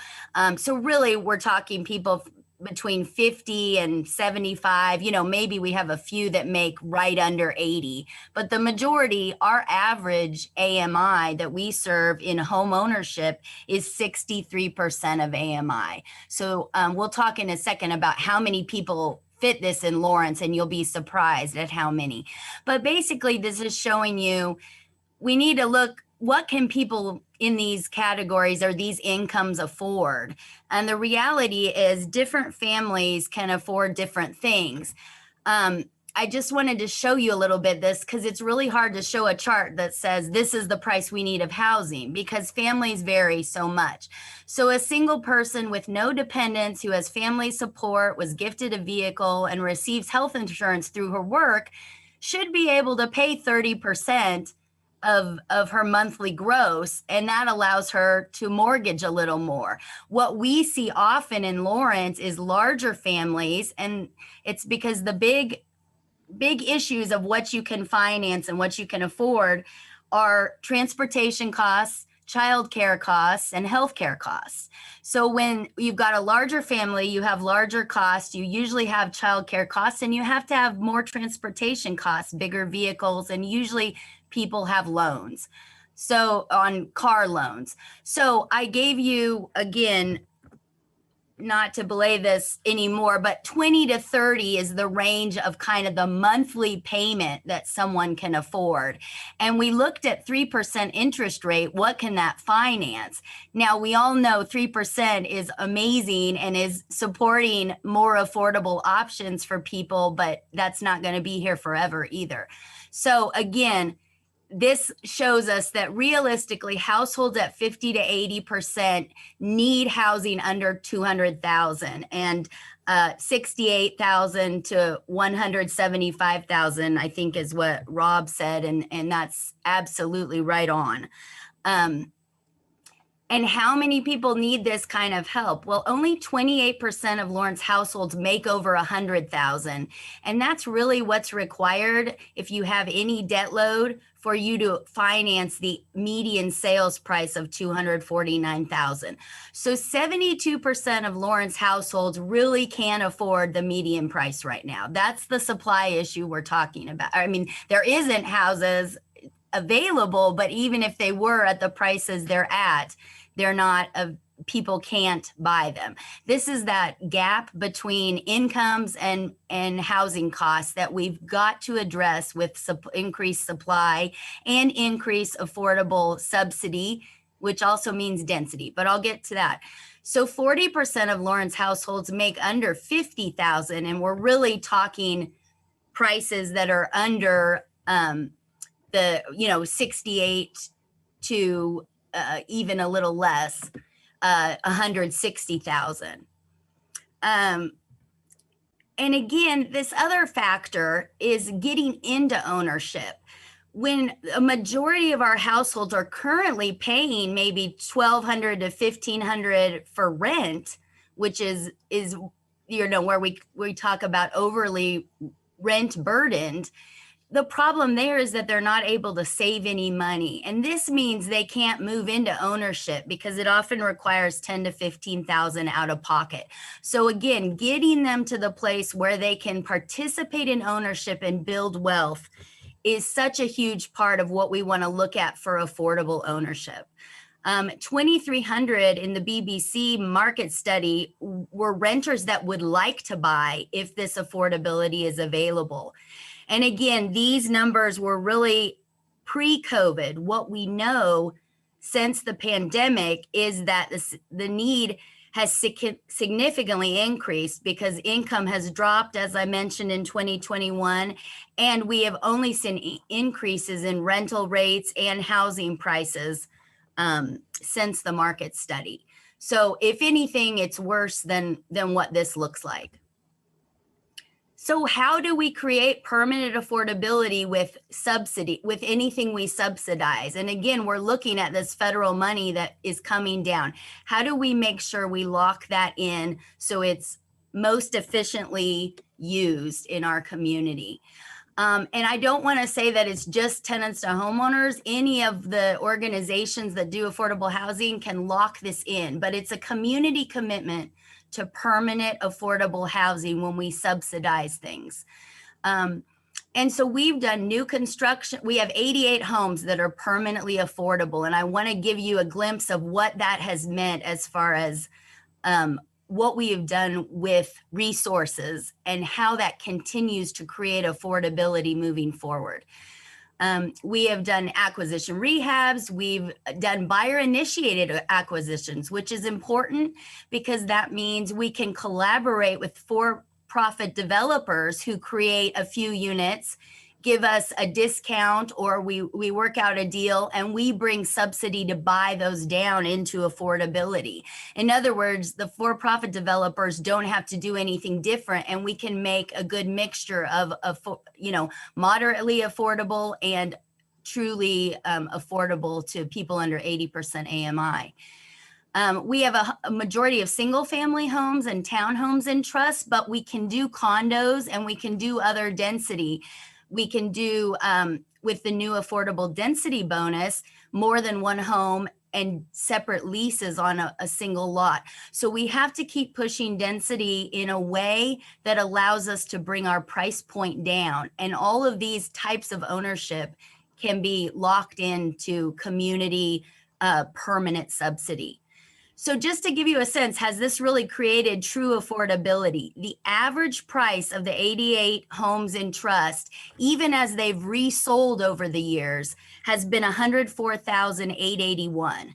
So when we look at that compared to the $249,000 median, we actually are truly creating affordable housing for the incomes that we just talked about. And so then the next question is, does restricted equity work? The great news is all of those great things that Rob talked about, homeowners being able to move up into the next level and buy our Lawrence Home Builders next house that might be a little more expensive. The reality is there's a resounding yes to the answer of, does this work to allow lower income homeowners to move along the housing spectrum? We have had 48 successful resales since we began in 2005. 91% of those who have sold land trust houses with their restricted equity took that equity and bought on the unrestricted market. So the great thing is we allowed them to move on. And it really is a stepping stone into the housing market, well beyond affordable housing. But the reality is we also balance the need for the community to maintain a permanent stock of starter homes that are truly affordable. And what does that really mean? What that means is we initially subsidized the 88 homes with over 3,796,000, approximately 43,000 per home, which isn't a huge amount when we look at some of the subsidy that we're thinking of using. But that amount has appreciated. And my best estimate for 2021 subsidy is now at 6,971,000, nearly double what we originally invested, because we use 75% of the market appreciation on those homes get recycled and go to the next buyer to keep their affordable price low. So that a teacher that buys the house initially, we can sell to another teacher 10 years later whose income hasn't grown at the same market appreciation. So these are what we call permanently affordable. I want you guys to find a way where if we get federal $3,796,000 in federal money, we can double it in 15 years and continue to let it work for family after family to move on to the unrestricted market. There is really very little example of subsidy that doesn't need to be paid over and over again, and that gap grows over time. In this case, it actually becomes relatively more affordable because we are not giving the homeowner every dollar. Since they didn't have the full sales price, we subsidized them initially. And they are happy to do that because they're comparing that to making absolutely nothing on the rental market. So we now have an idea of what we need for affordable housing. We have an idea of how we lock those community subsidies in to keep serving more and more people. And now, how do we increase that stock of affordable housing? And we all know, you guys have on the commission have said this more than I have, that we have to have scattered site affordability. It can't be in one neighborhood. It needs to be in all neighborhoods, and it needs to be in all developments. And this is where that collaboration that Bobby spoke of is key. We need to have affordable units in all new developments. But that doesn't mean we put all the billing on the affordable housing developer. The nonprofits and community organizations and the city can collaborate and be a part of making that work. There is no silver bullet. We need a variety of approaches in development and housing types. And this is where I know no one likes the word density. It's a bad word, but the reality is single family zoning that we have relied on for many years is way too expensive to meet the local needs for housing increases and supply increases. We have to be okay with reasonable density, particularly if we do not want to become a community that people that only make over 250,000 can live here. We want baristas, we want people that work at McDonald's, we want a variety of incomes to be in every neighborhood. And that means we have to have building projects that have more density so that we can lower those costs, as well as supply increases that help us lower those costs. So when I talk about a collaborative approach, public, nonprofit, and for-profit, what does that really mean? Well, I think what that means is we have a development, perhaps some of us nonprofits bring subsidy to the development. The city does some infrastructure help or create some density bonuses for the for-profit developer that balances their costs. In exchange, they tie some of that balance or some of that those bonuses to having more affordable units. So we use some of this funding braided and leveraged with other affordable housing funds to develop a mixture type of development that gives us some affordable housing and allows us to justify subsidy in that development, but also helps for-profit developers at the same time increase their supply for moderately priced housing. And that allows the families to move along the continuum. I love the idea of early affordable housing, but they love the neighborhood. And when they're ready to sell that house, they move on to the next development in that, moderate or higher priced housing that was part of that development. So we strengthen neighborhoods and movement within those. Across the country, people provide density bonuses, infrastructure help, limited parking, less administrative process from the city and planning and zoning to allow for more affordable units. So again, developers have to collaborate with us and we have to create affordable units, but let's incentivize developers to put affordable units in the mix with a clear incentive policy that acknowledges that I cannot build the affordable housing I build without subsidy. And we're not talking about housing that serves homeless and supportive service housing. We know that requires more subsidy and really needs to be in the not-for-profit world. But developers can absolutely help us build starter houses and help us develop lots that we can then acquire with subsidy and create more affordable starter housing. And then how can the develop code be improved to address affordable supply? And again, infill development has got to be part of that, that we incentivize infill development and try to cut costs by continuing to expand allowed mix of housing types. I mean, again, single family housing without a lot of mixture becomes really more expensive. So duplex, cottage code, triplex, downstairs apartments, ADUs, which we have embraced, that we target money to this updating of middle housing units, some of these affordable units that were grandfathered in as downstairs apartments, and we fix them up. And we allow deeply subsidized housing to have the greatest density allowances because it's the only way to get to that cost point. The affordable density bonus was a great first step on this, but we need to push that envelope. We need a cottage code. We need units, triplex and duplex and ADUs that fit into that more affordable housing development. ADU flexibility. We have embraced ADUs, but size ratios, parking, and ownership requirements really limit its use for affordable housing. I have half of my homeowners in homeownership in my current housing trust homes would be willing to let us build an ADU in the backyard on land we already own, which would be a great increase in affordable unit without having the lot costs of new units.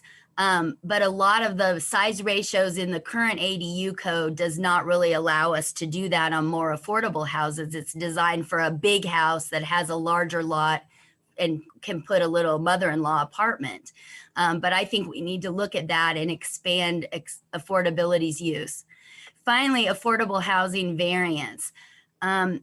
The reality is if someone is really trying to create affordable housing, whether it be for-profit or nonprofit developers, and they meet the definition and have restrictions to keep that affordable, there's no reason why we can't bring to the city some additional costs that just don't make sense in context for that particular infill development and ask for a variance. If our community has expressed the absolute need for affordable housing, but the reality is that a lot of times development code has put costs to that reduce or completely eliminate the affordability.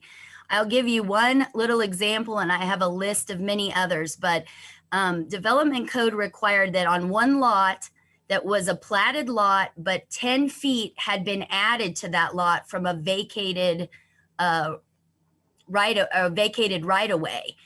No one's going to split that 10 feet from that lot, but development code required that we replat that lot at a cost of $3,500 to change the legal definition from a legal definition that was currently legal to another on a piece of paper. It did not change anything else. No one can tell me why that provided health or safety. It's a great example of where it just added $3,500 to an affordable housing restricted land trust home. So that would be a great example of where I could say, this really doesn't support affordable housing. Do we need to do this? What is the purpose of this? And I know, that the city has to be very careful and consistent with people. But again, if we're trying to do affordable housing, we need to be able to make strategic decisions where some of these things don't make sense in the context of affordable housing. And there's a lot more examples, but I won't get into the weeds on that. I just wanted to give you one example where really there was no reason for it, and rules that don't have good reasons or maybe have gone beyond those reasons, let's look at those and let developers who are in the weeds looking at those costs bring that to the city. That makes a lot of sense for me. So I want to create affordable housing supply, and I want any increase in units to include affordable supply. And I want to work in collaboration with the city and for-profit developers to do that successfully. Thank you. Thank you, Rebecca. I think Steve Kelly has some insight as well. Steve, are you there? Yes, I am. Can you hear me? Yes. Very good. Well, again, I'll be the tail end of the formal presentations. And again, I want to express appreciation to the mayor and members of the commission. And I applaud your interest in having this important discussion regarding housing in our community. And I appreciate the opportunity to be part of the work session and to speak to you briefly about the role of housing in economic development.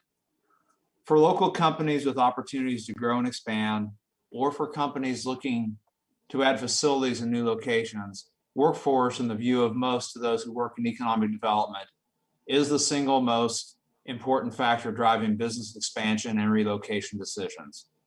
Whether you're an existing company in the community seeking to grow employment, or a company considering a community as a location and determining your prospects for attracting workers to your enterprise, where your workers live and how far they must commute to the work site is an important consideration.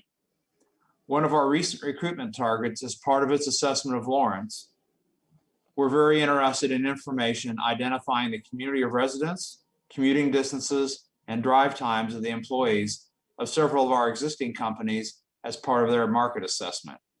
It's also quite common when company officials or consultants are in town and we're giving a tour of the community for them to specifically ask to be driven through both older and newer residential areas, and for us to be asked to show them the variety of housing options that exist in the community. The Chamber EDC recognizes the important role that housing plays in economic development, and recently took an opportunity to ask other economic development professionals at the regional and state level about the role that housing plays in site location and in business expansion decisions. And here I have a few examples of what their comments. Here's one. If you don't have affordable housing to support new or growing workforce population, that's going to put a community at a disadvantage. We are seeing shortages across the US, and the communities who are working in partnership with developers to address the issue will have an advantage. Taking a proactive approach on this issue also illustrates to companies and consultants that your community is nimble and can address issues quickly. This can put you in a positive light, as they tend to assume you will also be more responsive and supportive if they locate their business in your community or your county. Another, workforce is generally number one on the site selection scale these days. In some specific cases, other factors can be a priority, but it's usually all about workforce. Excuse me. For projects where some or many of the employees will be transitioned in the region from other markets, or where the jobs are a draw across a wide geography, housing availability and price moves up dramatically on the list of needs and wants. We're all working to grow the population and workforce by drawing prospective employers to the Kansas City region. We're also targeting people we'd like to bring back, those we consider expats, those who have gone to school out of state and or are working out of state, in an effort to encourage them to relocate to the region. As long as housing is tight, it will be difficult for those individuals to relocate in significant numbers. And then finally, housing concerns come up from time to time on higher employment projects, more from the perspective of providing direct proximity and access to workforce than anything else.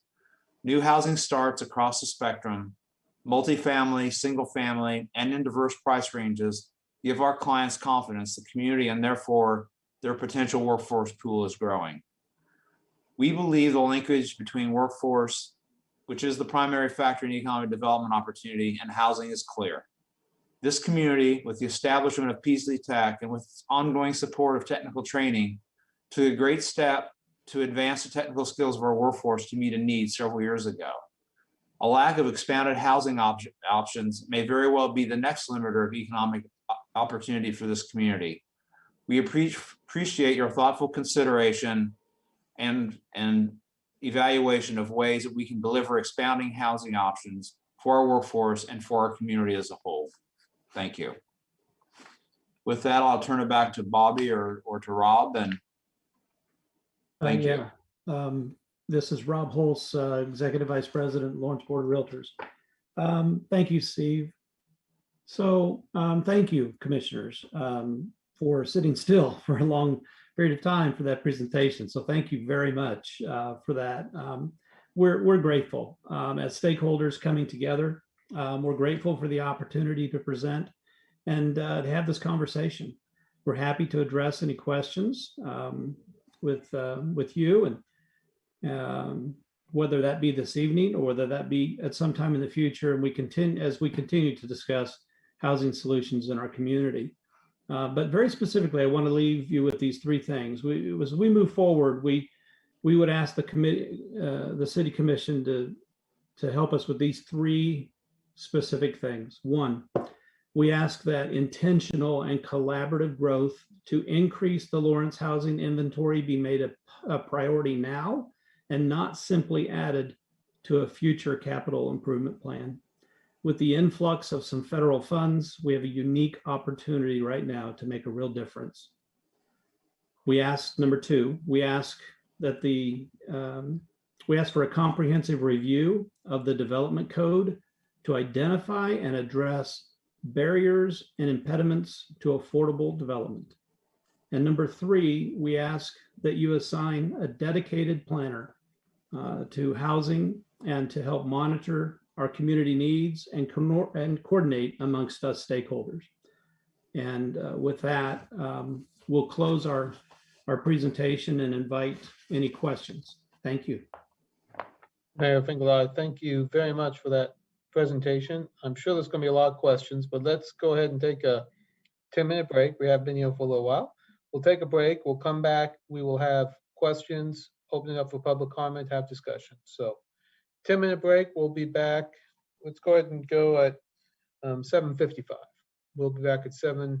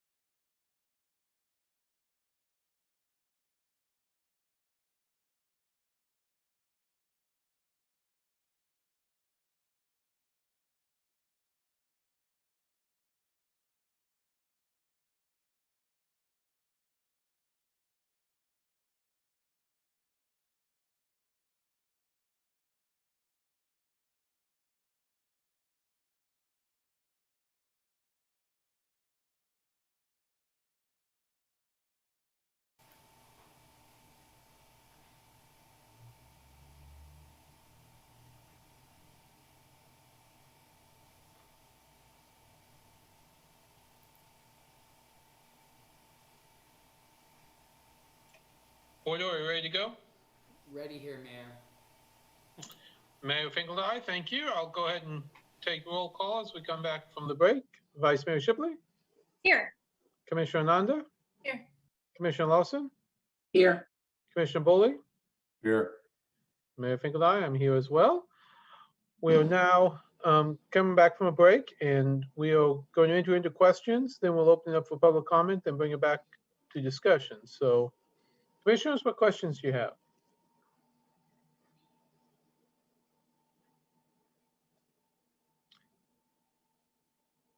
Well, I can start then. No one jumped in. Kind of go random in a few places, but Rob, one of the last things you said was you mentioned a dedicated planner for housing was one of your recommendations. I was just curious what you meant by that. Did you mean someone who's 100% of their job was just housing, or there would be one person that you could go to when there was a housing project, or what do you envision there? Great question. Unfortunately, I'm filling in for Danielle and wasn't a part of the group discussion. So I would defer, if I could, to Bobby or Rebecca, if you have some thoughts with regard to the question. I'd be happy to jump in and answer that. What we talked about was having somebody from staff that coordinated the efforts, kept a very close eye on the inventory lot reports, and as Rob said in his comments earlier, that coordinate between all the stakeholders in housing and just helps to keep housing front and center, and also as a direct resource for those of us in the industry. So I think that could vary on the number of hours. We didn't really discuss whether it was part-time or full-time, but just that the task and the representation's done. Mayor Finkeldei, thank you. Yeah, the word dedicated, I wasn't sure what you meant there. I assume CL, are you still in the chambers? Could you answer some questions, CL?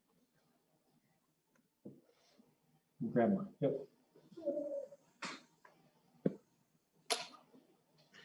Back up. Okay. Thanks, CL. Just kind of in general, you obviously, I know these are very rough estimates you put up there, but the dollar amounts you put up there, were those total cost to bring that infrastructure, or was that what you estimate to be the city's share somehow of the infrastructure? And those are total costs, so that would be basically the city. Because if you try to put that on a per lot basis, it just never pencils out for these developers to do it on their own. So yeah, when the numbers came up, if the city would step forward for that kind of money, that's what their benefit would be. You still haven't, the developer's still gonna have to pay for, the infrastructure to each one of the lots, water, sewer, streets, sidewalks, trails, whatever they end up going through there. That's still gonna have to be part of the development. But just to get to those, from point A off the city limits to where most of these events are happening, or where these larger lots are, you need to have that infrastructure in place. Yep, I think thank you. That helps. You on one of your slides, the Kitsamillo slide, the East 31st. One of your disadvantages was I think it said something about the fees associated with the sanitary sewer. Is there already a benefit district there for that sanitary sewer line, or what were you referring to there? Yeah, you have some fees. There's an existing pump station that was there, and you're going to, I think the way the city was set up, as people connect to this sewer, you pay a fee to help reimburse you guys for that cost of putting that pump station in there. And I don't know what it varies depending on the year you connect. So it's kind of hard to narrow that down. Okay, I just wasn't sure what that meant. Okay.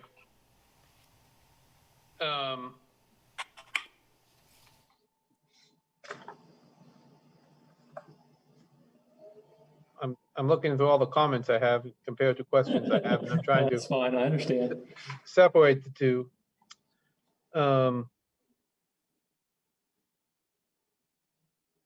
So CL, for example, let's take the road south of the Wakarusa, taking Haskell south. You know, your estimate is to make that a 4-lane road. I assume that's because for a major development, it needs 4 lanes. I mean, it's a pretty nice road as it exists now, and they just added those shoulders. Does our code, and maybe this is a question for Jeff, not you, does our code require that to be 4 lanes before we could, you know, start putting houses out there? Or is that just because that's the standard, you think we're eventually going to have to do that? We'll eventually have to do that. You could probably get away with doing partial, but sooner or later, you're going to hit so much traffic out there that it's going to have to be 4 lanes.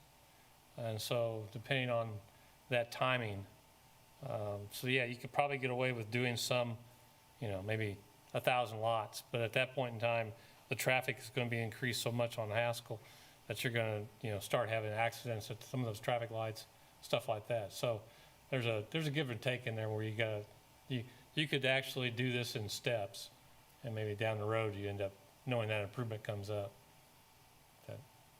Mayor Finkeldei, I guess I was thinking, I mean, for some of these projects, I mean, you know, to the extent we obviously have a problem now. I mean, for certain projects, you know, almost all the projects, you know, going on 31st Street, for example, well, you have to build the whole road before you can even start building the houses. Correct. But one on the south seemed to be one, you could get the water and sewer down there. You already have a road. That would be something you could go quicker maybe than some of the other projects. And that's why I was asking the question about, if the code required it to be 4 lanes before we could do a subdivision, or if that's just more the standard, because it seems like that's the only one. It wouldn't require it right away, but it's going to come down the road, and oh sure, and then it'll have to be done. Yeah. So. And I guess the one to the Mayor Finkeldei again, I guess the one to the north has roads to it, you know, fairly well on the roads when take the major infrastructure as much as the water and wastewater going north. Yes. I'm just trying to think of the timing of some of these directions. Some of them are a lot quicker than others. Yes, yes. That one could be quick. I mean, yeah, extending the water down there and connecting to your sewer is really close. So you don't have, you know, very far to do that. So. Mayor Finkeldei, thank you. Mm-hmm. Those are my questions for the moment. Other questions from commissioners? Commissioner Larsen, I did have a question. The tables you put together, CL, that about the cost to the city for each one of those proposed locations. Did you also look at the potential tax revenue that would be gained from those various lots, and whether or not it would pencil out that the development of like the 2,500 lots for the first one, 450 lots for the second one? Did you pencil out whether or not the taxes gained from those properties would potentially pay for the cost to the city? No, we did not take that next step to figure out what your tax, you know, because you can do that in several different ways. I know that you haven't done them for years, but you used to do them by benefit districts, and over, you know, a 10 or 15 year, you would put specials on each one of those lots. So now the affordable housing, that kind of takes away that affordable housing. All of a sudden you got a special that you got to pay for the next 15 years. So that didn't help that very much. But a lot of Bob Billings Parkway, when it was done from Monterey Way all the way to SLT, was done by specials. Either side of Bob Billings Parkway by 300 feet, all those property owners paid this special for the 10 or 15 years to get that street in. So you could do the same thing here again, you know, figure out how many lots you want and put it on those. So that way it'd pay off. Then you know it'd pay off for sure. Commissioner Larsen, so do you know if the specials that were put on the Bob Billings Parkway properties, did that pay off the cost to build that road?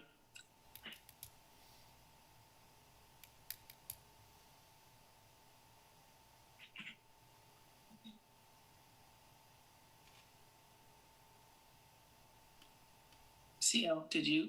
Oh. Am I on mute or something? Yeah, no, I didn't. As far as I know, because what that was that it was 2 lanes was what's required to be paid for, and then the specials took care of the other 2 lanes and the medians.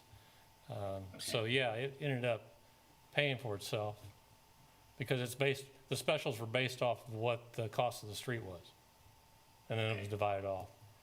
Cost of street and design, it was all lumped into one. Okay. So yes. Thank you for that.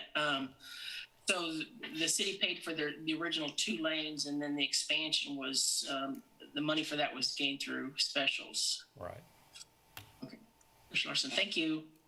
That's all I have right now. Okay.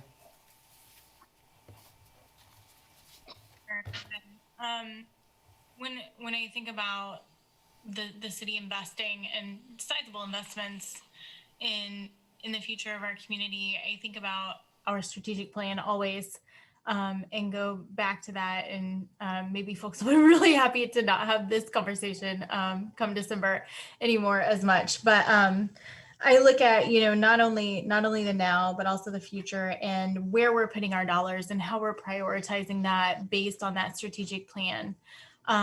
And I just wonder, as you were looking at those areas that you brought to us and you were estimating those costs, is that based on, that we could get 2,500 units out there as soon as we got that infrastructure? Or is it a bit more like these are options and we could build it and they could come, but we don't have someone, who's saying, gosh, I really wish this existed so that I could invest significantly in a development in this specific space?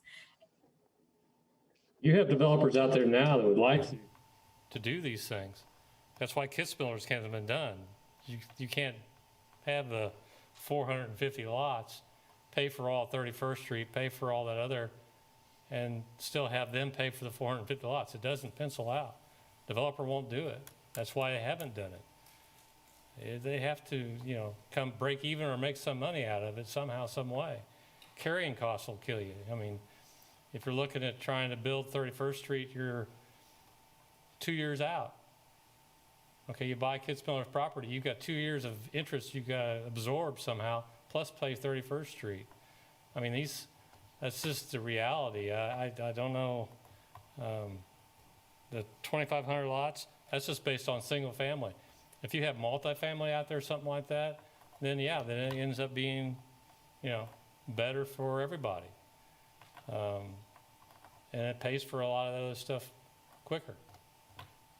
But yeah, you have developers out there now today that would like to do this stuff.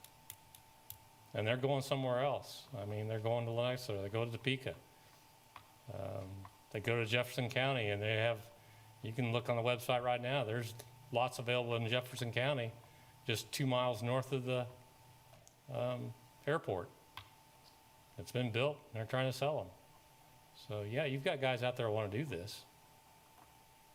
It's not wishful at all. Thank you.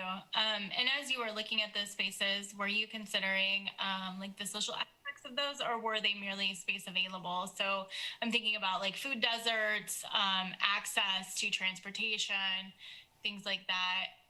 Were these merely based on the space being available, or also the kind of the social infrastructure needed to make those spaces successful as well? I mean, basically we were finding these were what we could extend utilities or extend streets to, and what areas those were.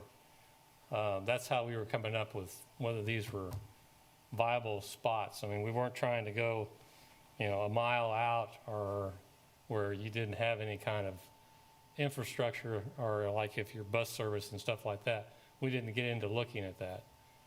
Kitzmiller's would be perfect. I mean, you already have a bus service that runs out to Douglas County. They make the loop and come back to O'Connell Youth Ranch. That one's pretty much a no-brainer. That one works out real well. Even Bob Billings, or out extending west, Bob Billings, you've already got bus goes out that way, going out a little bit farther and come back around. They could do that. So those are two examples. Haskell, yes, it's a little bit farther. They'll have to take a bus route to go down there and back, but doesn't mean it couldn't be done. So. Commissioner Nanda, thank you. Mm-hmm.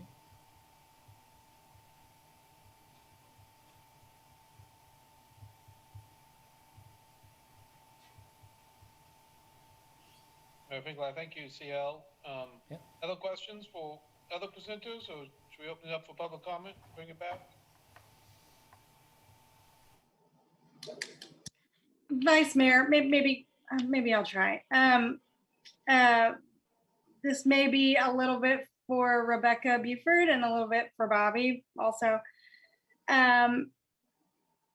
Rebecca mentioned several times that single family zoning doesn't really do much to help affordable housing, but traditionally that has been the kind of development that any of these areas would meet out. We would see cul-de-sacs and we would see yards and we would see the kinds of patterns that really we're learning are very sustainable. So I'm wondering how these partnerships are gonna look and whether the builders understand that the affordable housing aspect of this is looks very different and maximizes things that the post-World War II building pattern haven't in the past, and how will that look if we open something like this up? I can jump in there. Courtney, thank you for that question. Rebecca Buford with Tenants to Homeowners.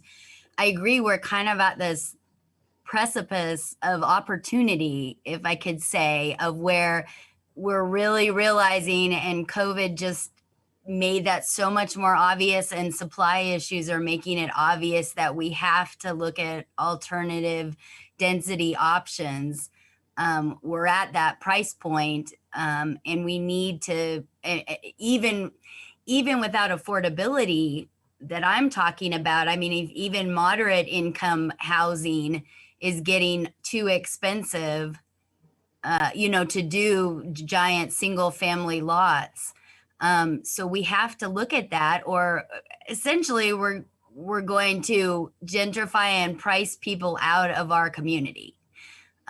So I know this has been a discussion constantly over the last 5 years, right? Where people know density. And I kind of want to say, well, if you want to live in the 1950s forever in Lawrence, it's going to be hard to do, because the reality is we have to be creative. But I think if we use federal money, if we use public money, we can really push everyone to do better projects with more creativity and diversity of housing types. And sometimes, I think to do the best projects, we have to be kind of pushed a little bit, nudged a little bit, let's say, into that. And I think a combination of things is where we're at in Lawrence. The need is at in Lawrence. We don't want a cookie cutter of duplexes for a giant swath of our community. We want some cottage design for seniors that are affordable. We want some duplex rentals that are hit an affordable price point, and developers would love to build those. We want some single family that's affordable and market rate to still serve the moving economy and families at different mixed incomes. And we want that all together in developments because that's what's going to provide the best type of mixed income neighborhoods. So we don't want to create segregated neighborhoods. And I think we have a real opportunity because we're not extremely segregated. We have old mixtures of housing types from before the post-war World War II era, where we went to single family cul-de-sacs. And we can look back to that and we can recreate some of that, with double density and other things in different neighborhoods that haven't seen that before. And I challenge everyone on here to keep pushing us that direction. And I think the developers are ready to move in that direction if they can still make a reasonable profit. And again, the collaboration would allow us to do more affordable. But if we develop some different levels of multi-family housing and some RS7 that allows for some single family housing, but affordable units could have 2 houses, and we do some smaller cottages on that because of the density bonus, you start getting an ability to have some great mixture. Yeah, you could do something close to what you did with Briarwood, where you end up with an alley in the back where you have your garage with the mother-in-law's apartment above it and have your single in the front. And, but you got to relax some of your codes where you end up asking for 26-foot wide drives for fire protection and when it could be a 20, but you got to think about this stuff. It can be done, but you also got to help. I mean, both sides have got to push and get that done. Briarwood, the only thing they didn't have was mother-in-law's apartments. They had garages back there, and then they had single family in the front. So, that's an example where it doesn't have to be cookie cutters and all. They're still single family, but you allow that extra room in the back.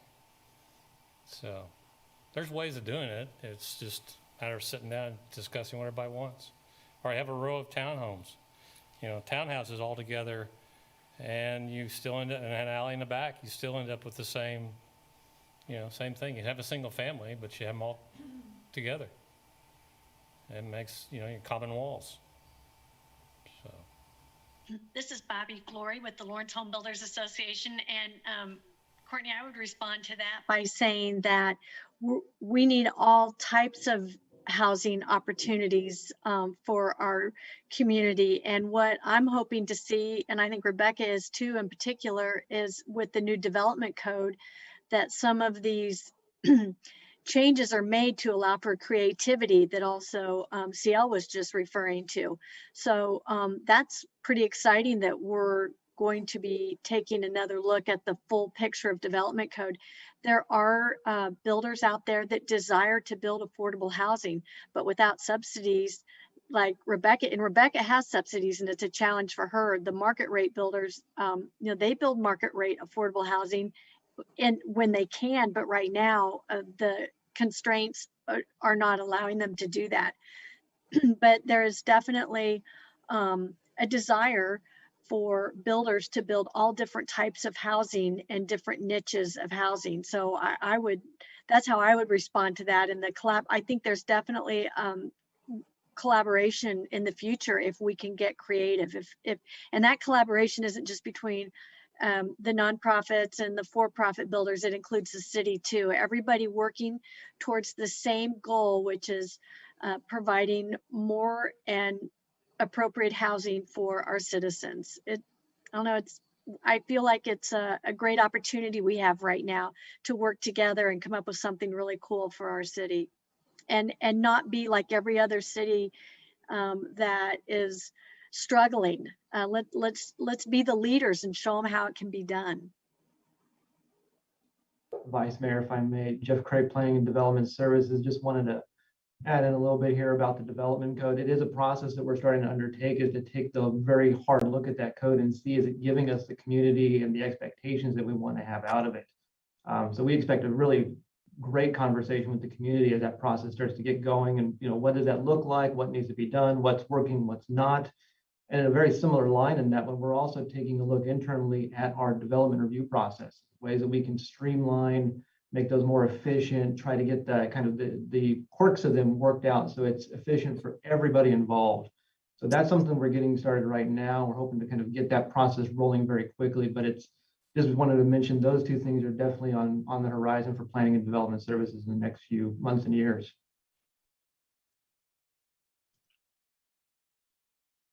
Commissioner Larsen, I have a question, I think probably for staff.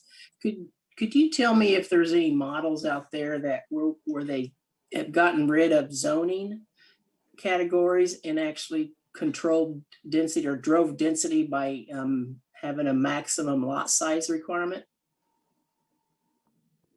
Jeff Craig, Planning and Development Services. A couple that come to mind was recently a change that happened in the city of Minneapolis, Minnesota. They recently changed and did what was called a de-stratification of their code. They've compressed their zoning districts down. So instead of having multiple single-family zoning districts, they have one or two. So there's a couple of those that have been more recent in history. There are some that have gone the other direction. You mainly tend to see those, I believe, in California, maybe on the western coast, where you have that lot maximum size instead of a lot minimum size, and they have some different parameters and works around, but that is something that is out there in the literature and codes. Mr. Larsen, thank you. This is Commissioner Boley. I'll just toss a question out to everybody on the presenting team and see who'd like to take it. Does anyone have any specific recommendations with regard to neighborhood revitalization areas? I think it was a topic that was touched on but not gone into in great detail. So I'm very much interested in that.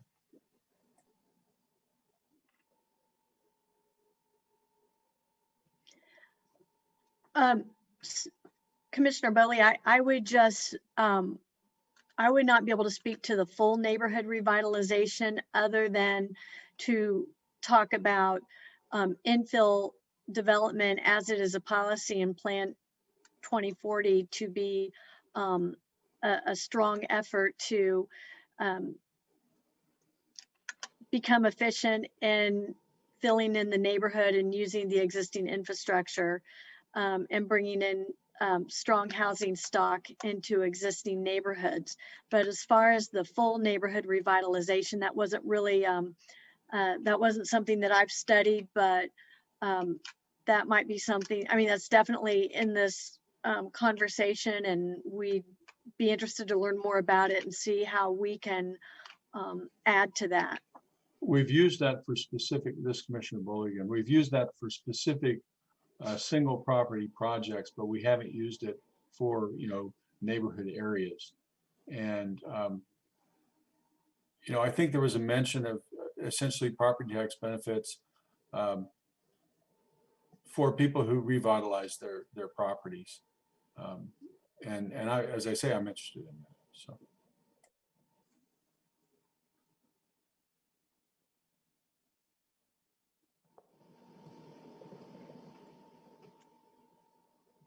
Mayor Finkeldei, let's go ahead and open it up for public comment. We'll let, and then we can bring it back for any other questions or conversation.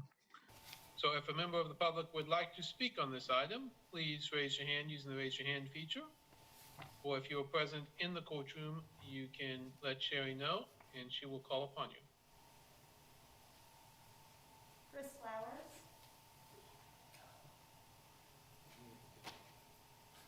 Hi, this is Chris Flowers, and I wrote down some notes that one of the things that really struck out to me was when they talked about basically the health and quality of life differences between renters and homeowners.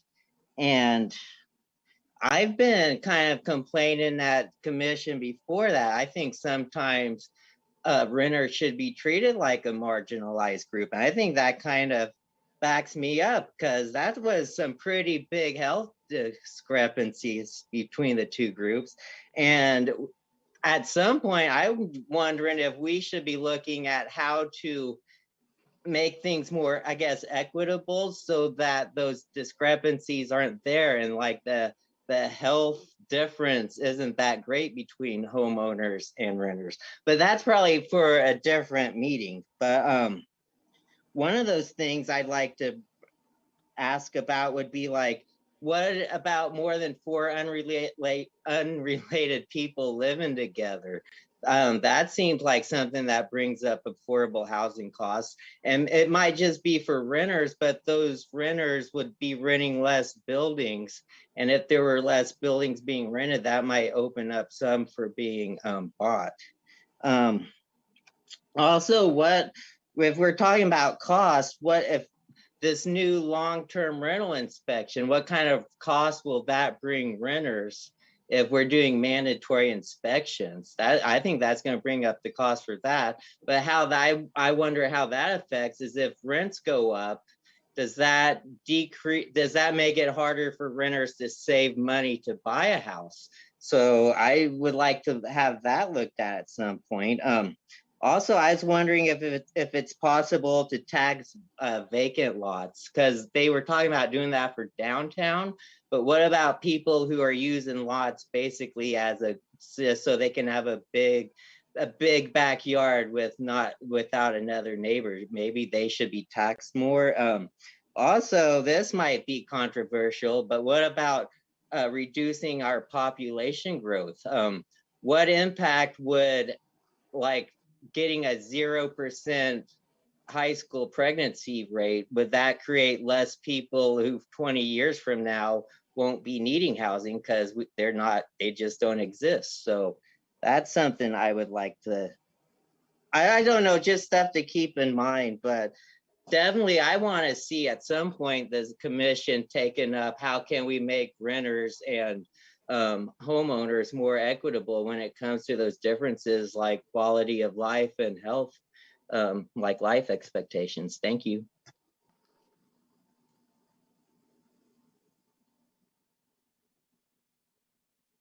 Is there anyone else on Zoom who would like to comment? If so, please raise your hand. Owen Lehman. Can you, Owen Lehman, can you guys hear me?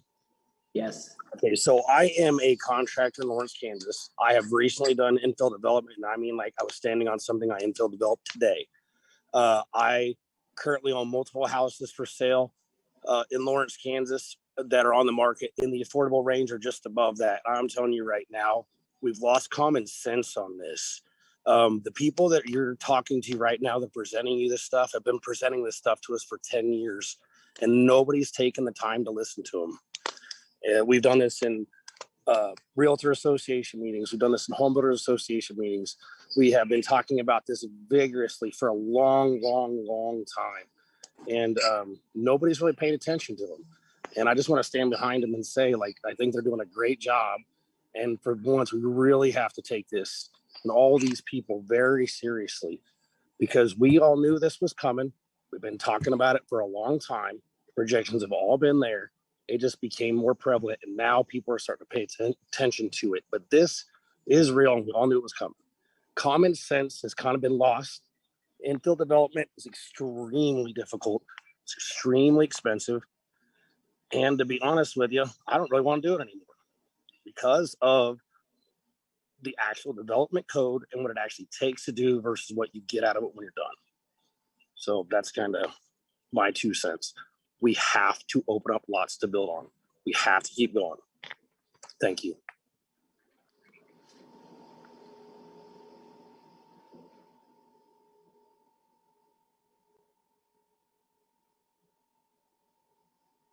Is there any other public comment on this item?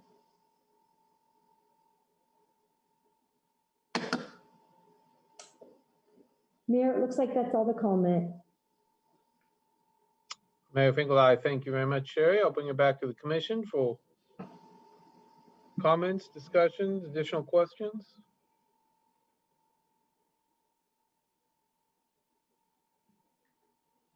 Let me start and just, I guess, maybe say, does anyone have any additional questions before maybe we get into comments?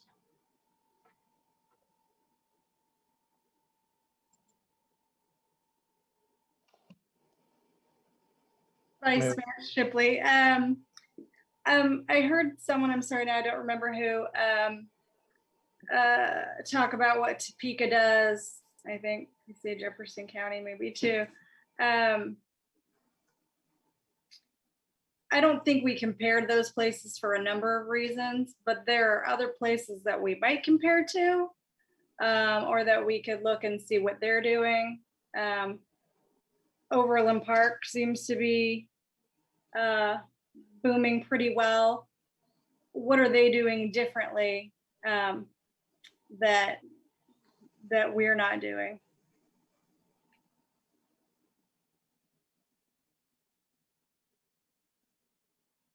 I think like that question, just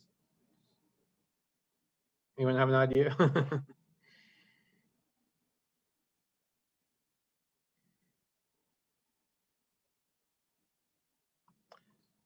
Mayor Finkeldei. I guess I'll jump in with comments.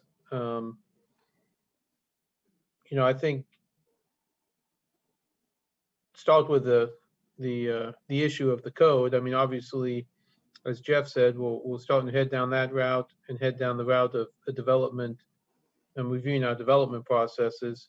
You know, this commission before me and did Plan 2040, and now, moving forward with a code that, works with that to really encourage infill development. We have heard over time that we want infill development, but we don't have a code to support that. And so I think that's going to be a big step forward. You know, as you start to move into looking at the code and start thinking about, some of the more, I don't want to say drastic, I mean, doing away with single family zoning is certainly a growing trend in different cities. I know Jeff mentioned Minneapolis, but there's several other cities that have gone that way. I think the state of Oregon has done away with it as an entire state. And, as we watch some of the development in East Lawrence, I mean, I've had people say to me over the years, well, single family zoning is important because, people don't, people don't want to buy houses next to houses. They want the most expensive house on the block. They want their neighbor's house to be similar to theirs.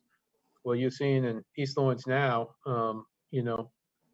very large new houses next to a duplex, next to a triplex, next to a affordable unit, across the street from another new house. And you're starting to see that mixture, and it's certainly, historically in Old West Lawrence and some other areas, but you're seeing it more recently in East Lawrence. And I'd be really interested to see and consider new developments that have, single family houses next to duplexes, next to triplexes, next to single family houses, next to, $500,000 houses, next to $200,000 houses, and really have that mixture. I think, again, a code that allows for some of that flexibility, I think, would be unique to see what builders would do.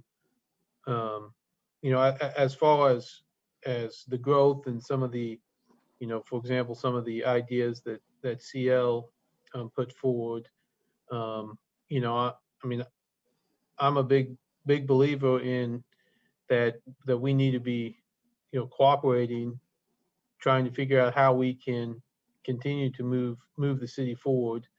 I mean, we talk a lot about cooperation, both in the affordable housing realm and with developers and making a city partnership. I mean, we talked about 5 different areas, but, obviously maybe we're going to grow in 5 areas. Maybe we're going to grow in 1. I mean, I would certainly be open to, developers, landowners, who want to work with us, work on affordable housing, work on housing in general, and come to us and ask for a partnership. I think that's something we should be open to. I'm not sure we should pick a winner and say we're going to go south or we're going to go north tonight or anytime in the future, because we need those landowners and that cooperation to go along with it. So, but I would certainly be open to that. Seeing what those plans are, seeing what those developments are, and building that public-private collaboration. Again, there might be someone who proposes something we don't agree with or we don't want to collaborate with, but that's part of the process. There could be ones that they come to us and then we work with others. Maybe we bring Rebecca on board and it becomes a project we do support. And I do think it's time that we start looking at those. some of those projects are going to take a long time to develop. I mean, a long time to build roads, to build,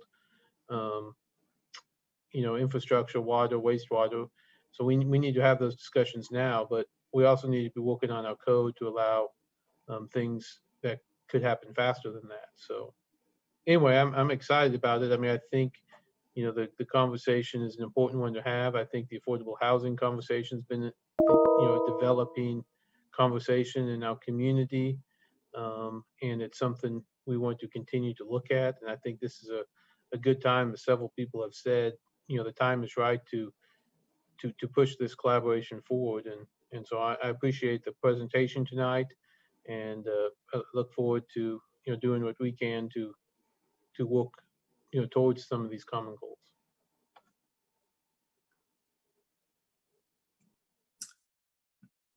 Commissioner Larsen, I think that regarding a development code, I don't think there's anybody that I know of that is in an agreement that it's time for our development code to catch up with the reality of today's housing conditions and the need for easing some of those restrictions so that we can, provide some level of incentive for more density and the ability to capture some of the low income housing needs, or to address those. So, I'm definitely in favor of that, to go that route. The collaboration that we have an opportunity to be a part of, we definitely need to be a part of that. And I do take a little bit of exception to the idea that we don't take the developers seriously, because it's just not true. I've had numerous in-depth conversations with several members of the community, the development community, and I've always appreciated their comments and their ideas and their need to make development work for them. I mean, they've got to pencil it out just like anybody does, and I will always take that with deep respect. So I think this is a great start.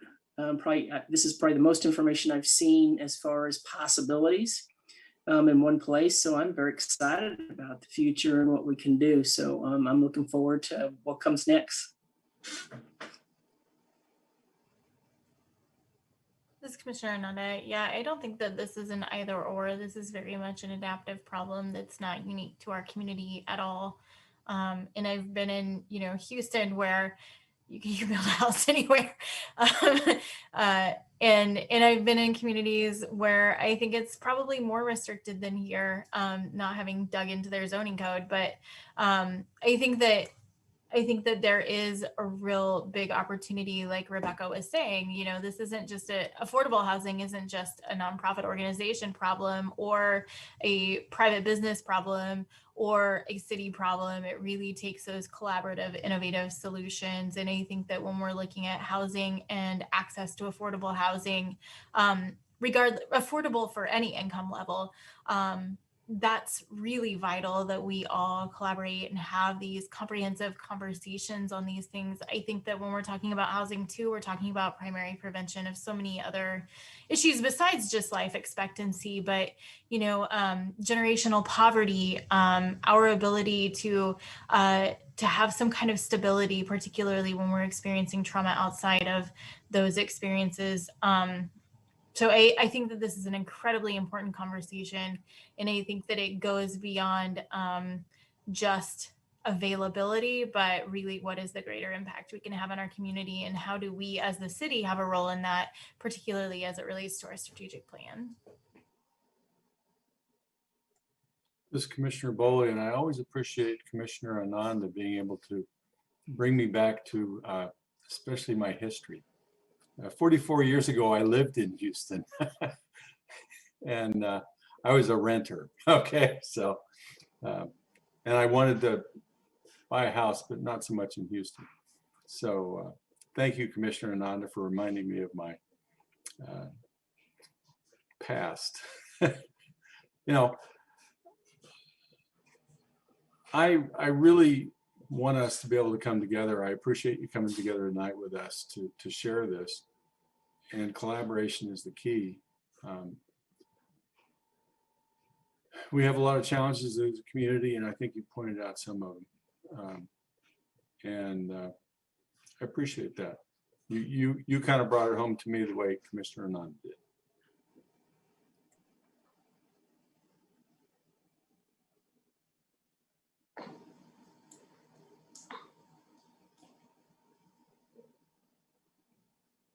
Vice Mayor Shipley. Yeah, I agree. I think we've all been looking forward to digging into the code and some other things coming down the pike. ADUs, I think, is going to be a very interesting conversation. Some of the things we sometimes mention are some of the things I think we wait for pushback from established neighborhoods, for example, or neighborhoods who, for example, are perfectly fine with the 3-person limit in their neighborhood.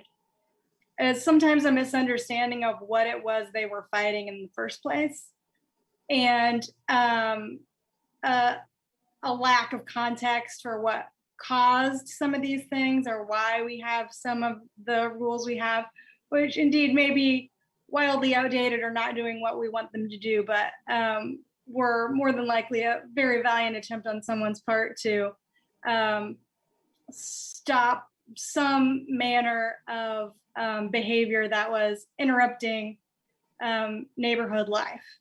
And in fact, degrading the things that we're all talking about wanting to improve on.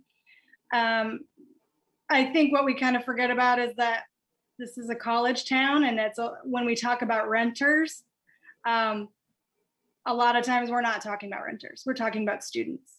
And I think it's important to call that out when that happens. That is a kind of bias that we need to be aware of. A bias against having student housing in our neighborhoods.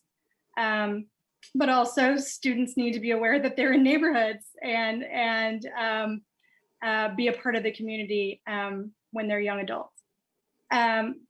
When I see some of these things, that's what I see some of the pushback being from established neighborhoods. But I think that we can come to a consensus and a compromise on that. I think we can mitigate the things we don't like and get the things that we really desperately need, like density. And I'm very excited that we're finally going to be able to have some really honest conversations about what we need our neighborhoods to look like, what we think safety means, what we think is accessible for children, what we think is accessible for retiring people.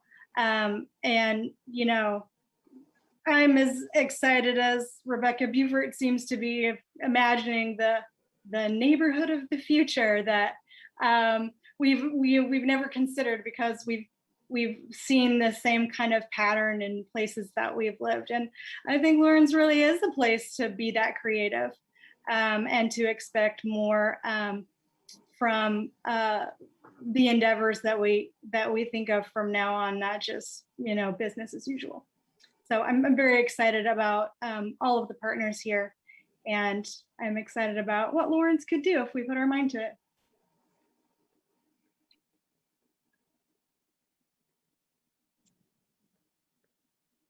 Mayor Finkeldei, I don't want to cut off discussion, but I also like to end on such a positive note too. I mean, obviously we're here to receive the report. You know, I very much appreciate this. This is I think a big step forward, and I hope that, you know, the presenters and those watching are hearing that we're open to this collaboration, and you know, we look forward to the next step.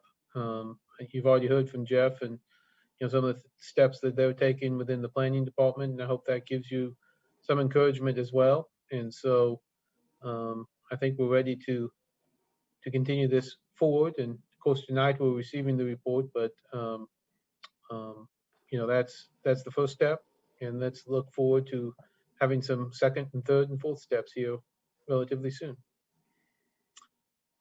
Thank you. Thank you very much. Thank you. Okay, commissioners, make sure nothing else. Thank you very much, everyone, for coming and presenting, and we'll go ahead and move to item number 3, which interestingly has some overlap because it's also about growth and how we need to be prepared for that and how we take care of our current neighborhoods. So a lot of overlap, both from agenda item 1, agenda item 2, I think leads into agenda item 3. So Chief Coffey. Thank you, Mayor, Commissioners. Sean Coffey, Fire Chief. Yes, it's been very informative as we've listened this evening. Obviously, when we hear terms like growth, we think about response time, and we think about density, we think about reliability. So very informative. But tonight we're here to talk a little bit about our annual presentation on accreditation. Just to remind you that we've been an accredited agency since 2008. We're one of only 1 out of 104 internationally accredited departments in the world. And so when you think within Douglas County, there's 6 fire departments, multiply that by 105 counties and think about that through the United States, 1 out of 104 is a pretty small number. So we're extremely proud of that process, that we're internationally accredited as well as an ISO 1.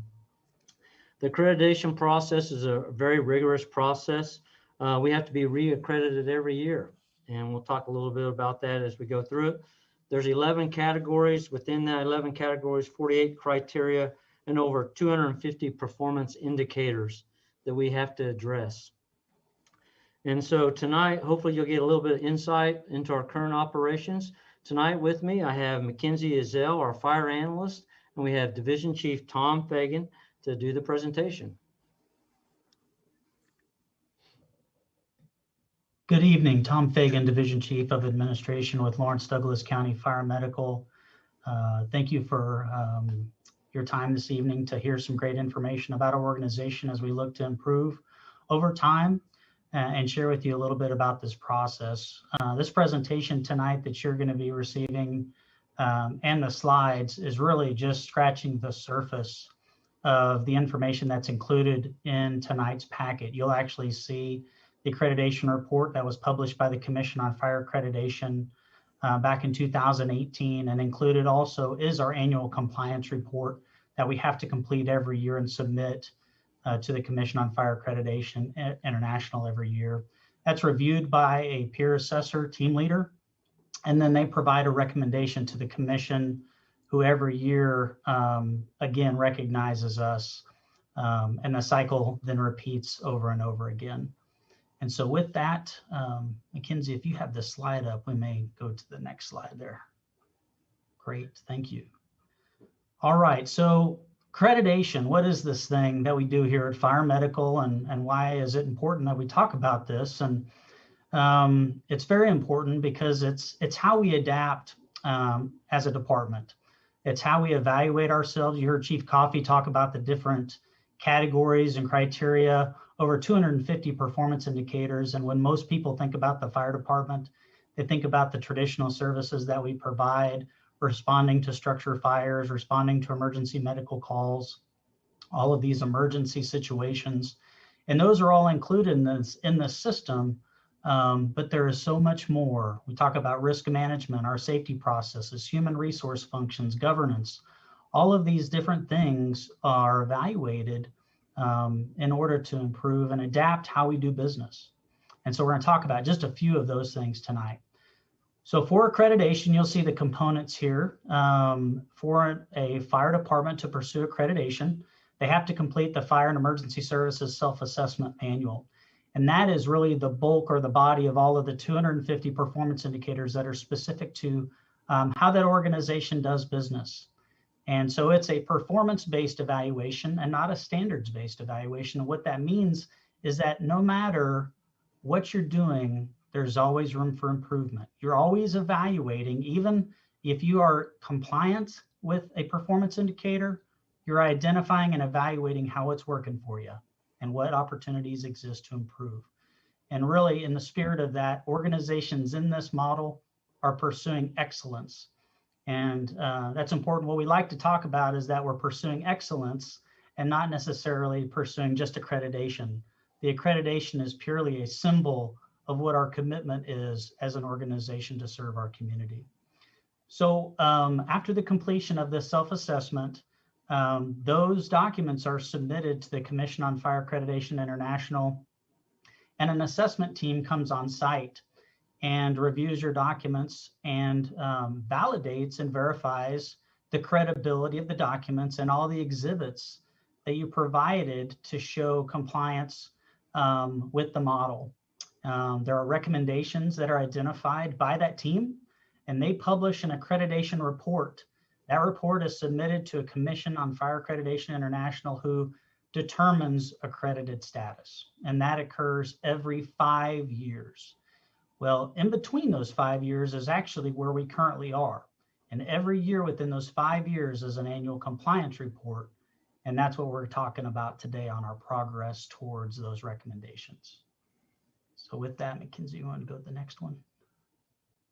Okay, so our key purpose tonight, again, this is quick, just scratching the surface. We are going to cover some data tonight, but there's a lot more in the document, and I would encourage you, I know you all have a lot to read, but I would really encourage you to dig into some of those things.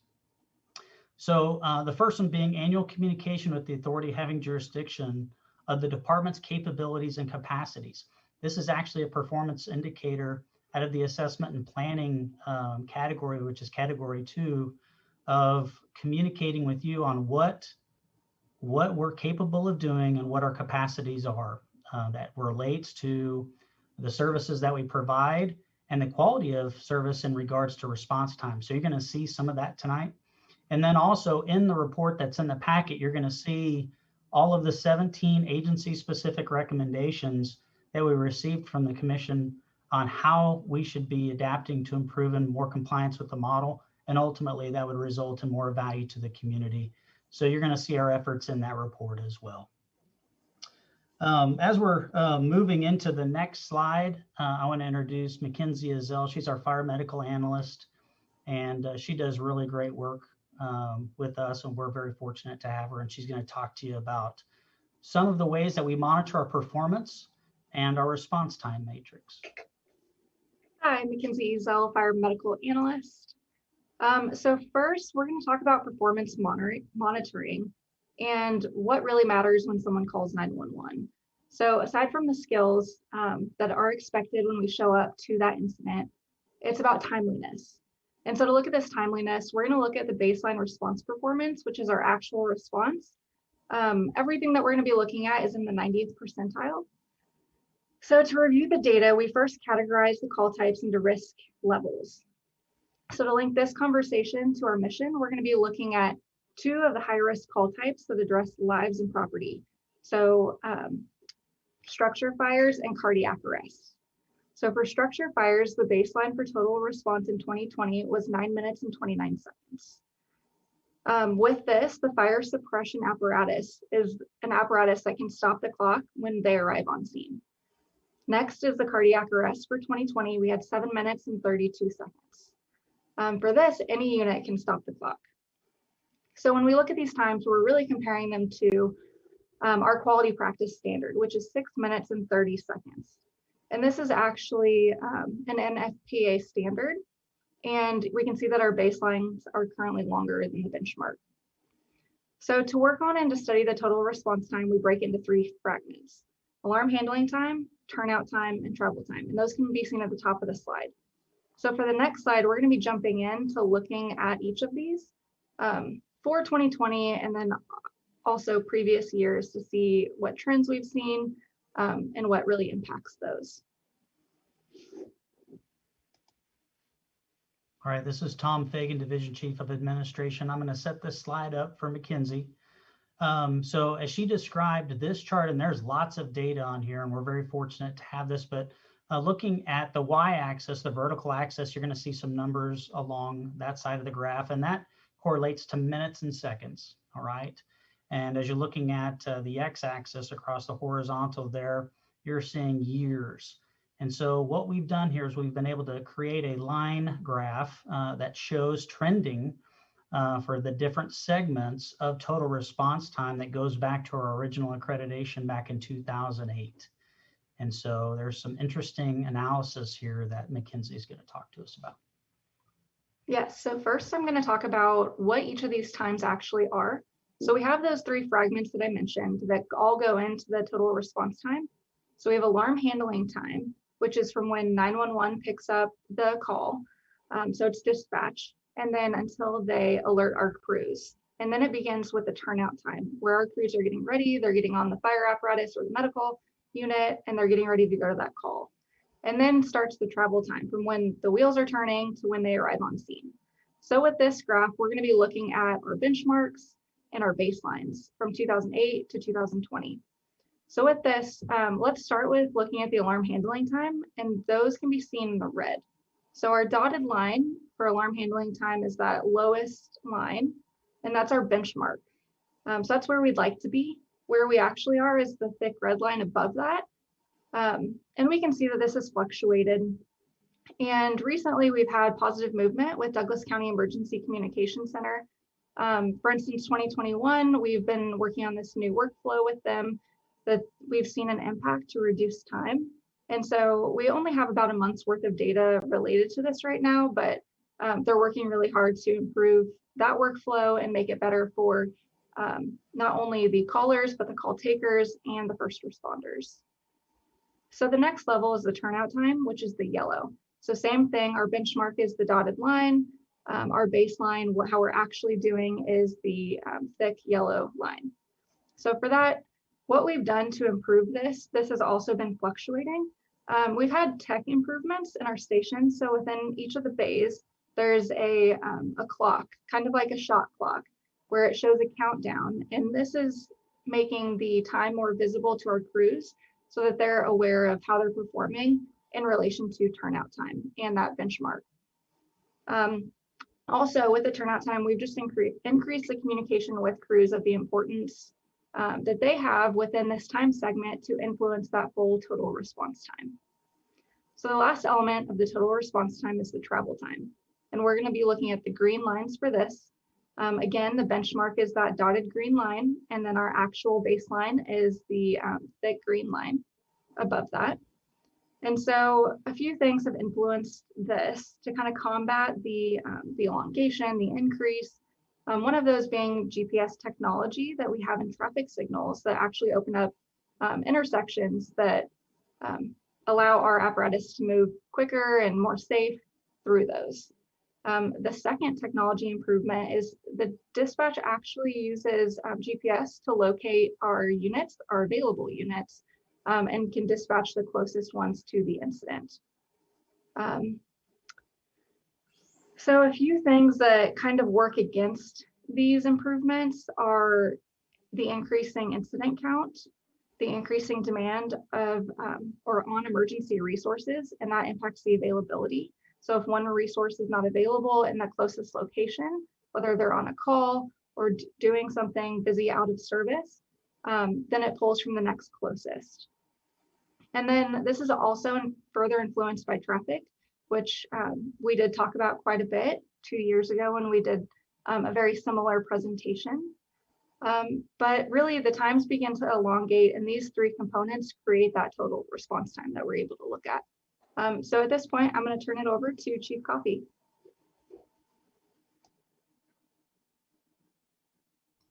Thank you, Mackenzie. Sean Coffey, Fire Chief. Just to reiterate some of the things Mackenzie said related to the response time metrics. As Tom indicated before, Chief Fagan, excuse me, we are about continuous improvement. So we're trying to use different things to reduce the impact on the different components of the response time matrix. And she talked about the GPS and the signals, being able to make sure our apparatus can move through traffic quicker and have that green light. It's also safer for the public and our firefighters. The AVL, automatic vehicle locator, indicating that the closest fire medical unit to that area on the call is going first to help reduce that response time. We have MDCs in the truck that provide us information. We continue to work with emergency communication centers to try to reduce that call processing time. Recently, within the last several months, as Mackenzie indicated, we've seen some significant improvement, and we'll continue to work on that with the hopes that that will continue to be reduced. We talked about turnout time in the stations, and she talked about the clocks that were there. We also did turnout time studies where we actually had the people practice getting out of the station, and we did that multiple times to try to figure out what that time was from the bedroom to the fire truck. And so with that, we're even looking at maybe in the future our station design in an effort to be able to get the firefighters closer to the apparatus so we have that turnout time reduced. And that's a big part of it as well. Really, travel time is the one that probably has the biggest impact that we can't control. Distance is distance. And we can work on the turnout time, the alarm handling time, but the travel time is distance from point A to point B. And as the city continues to grow, we get more and more calls, and trucks are having to respond from different districts to cover other districts. We continue to see that elongation of travel time. And I will tell you, in 2018, when we did our community-driven strategic plan, which is made up of community members, the number one thing that they indicated they wanted was rapid response to fire and medical calls in all geographic areas of the city. That was their number one priority.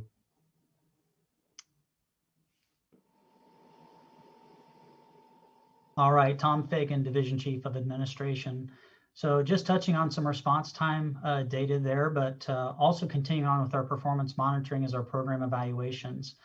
And so we have numerous programs within the fire medical department, fire suppression just being one of them, emergency medical services, public education, fire investigations, risk reduction programs. Those are all additional programs that we have here. And so we have a system that's a requirement. Each one of them is a performance indicator in the model for evaluation every year. And that's based on a structured template to where we identify the program's purpose.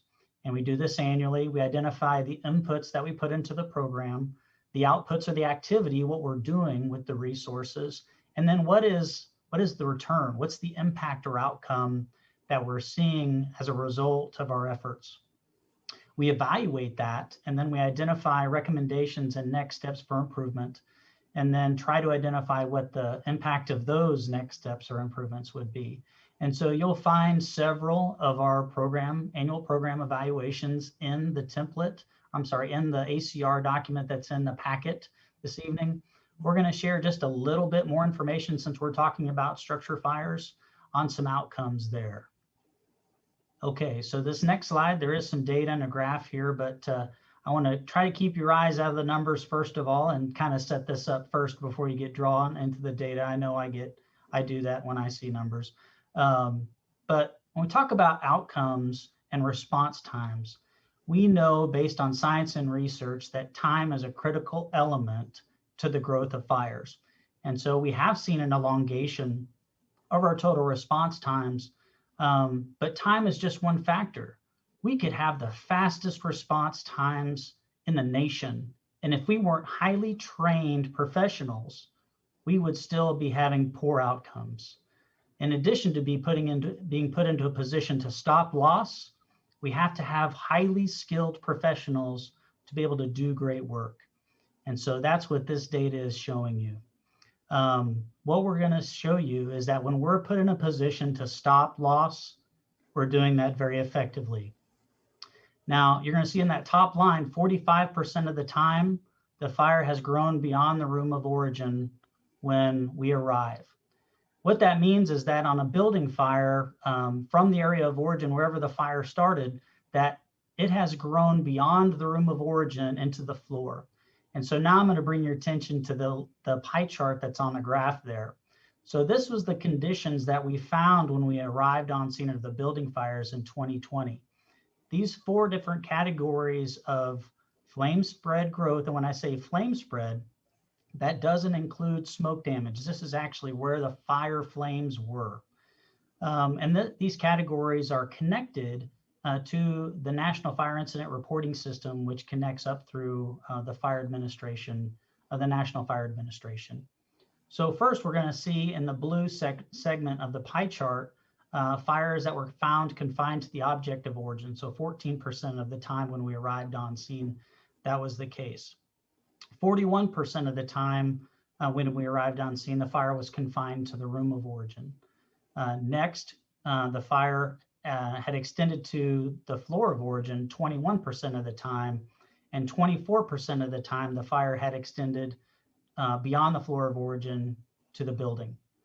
And so that's because firefighters, when they arrive on scene, they can't take away flame spread. All they can do is stop the damage where they find it. We can't remove the loss, but we can stop the loss.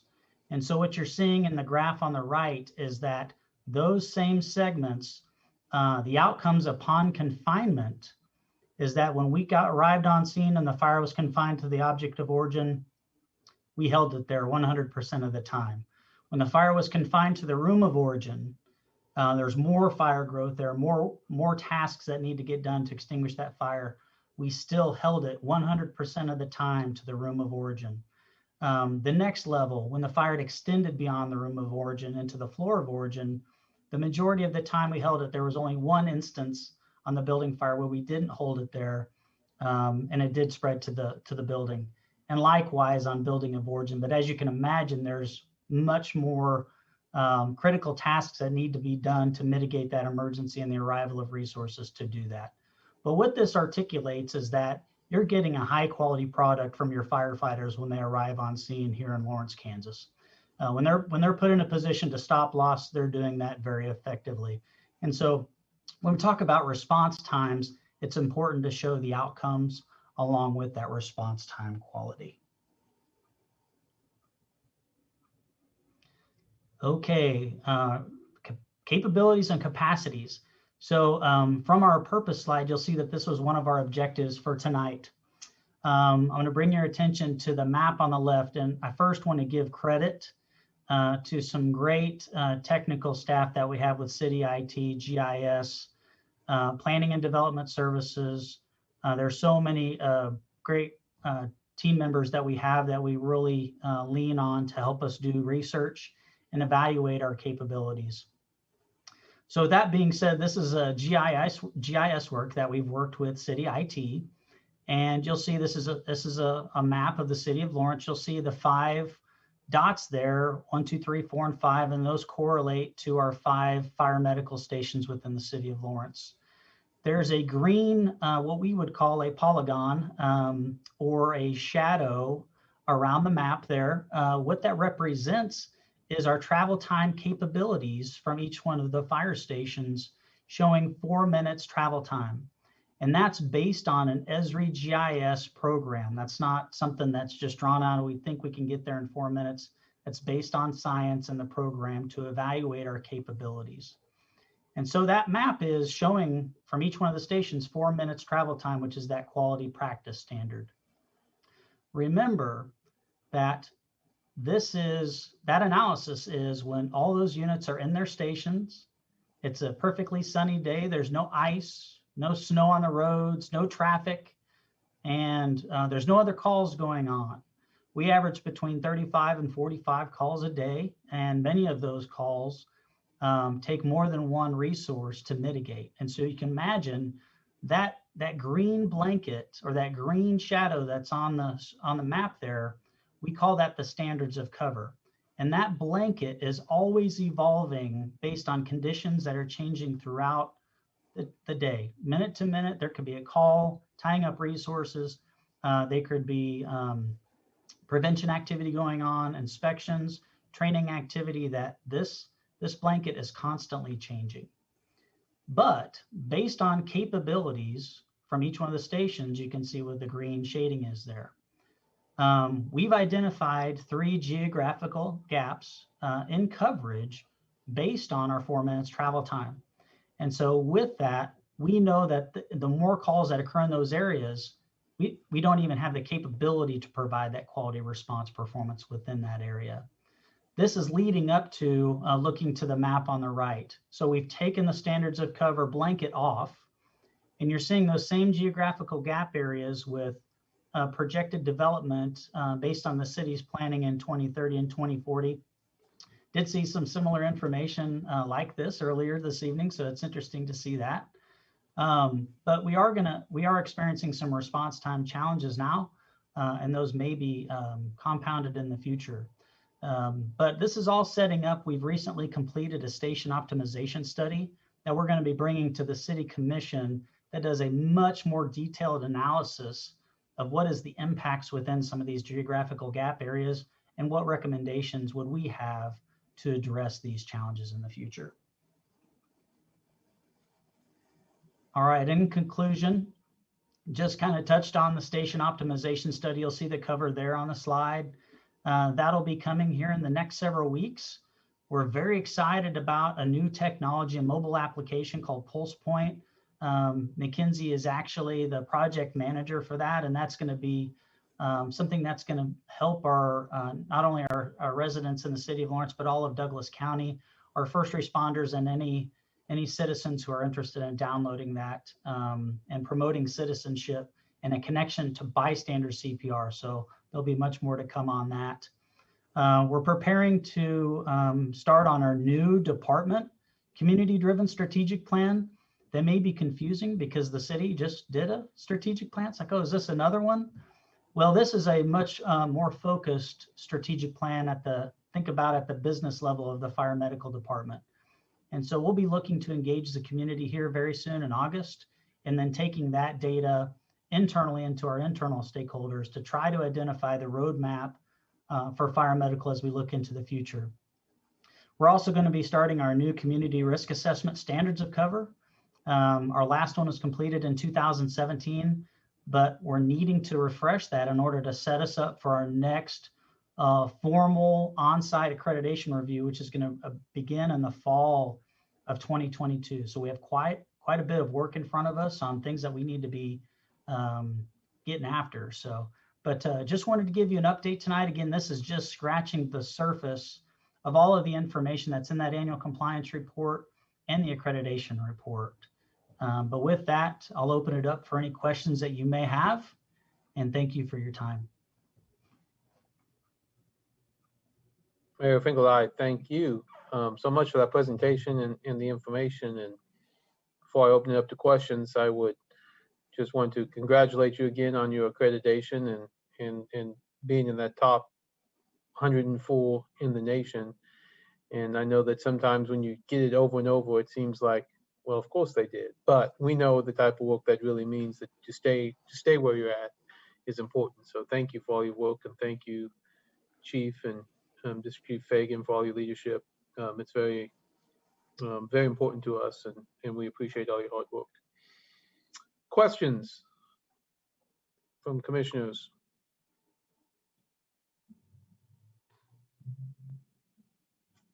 Vice Mayor Shipley, I'm gonna probably get this detail wrong, but I noticed one of the things you mentioned was your cardiac arrest time, and I think I remember when you took the mayor and I on a tour, some mention of some new training with respect to cardiac arrest response, and I was personally extremely impressed and proud at the cutting edge training that you guys have. That may not have anything to do with your response time, but do you find it has improved your success rate? I'll let Tom and McKinsey add it to my comments, but thank you, Commissioner Shipley. Sean Coffey, Fire Chief. You're probably talking about our new heads-up CPR program, where we use the AutoPulse mechanical device to provide that more effective CPR.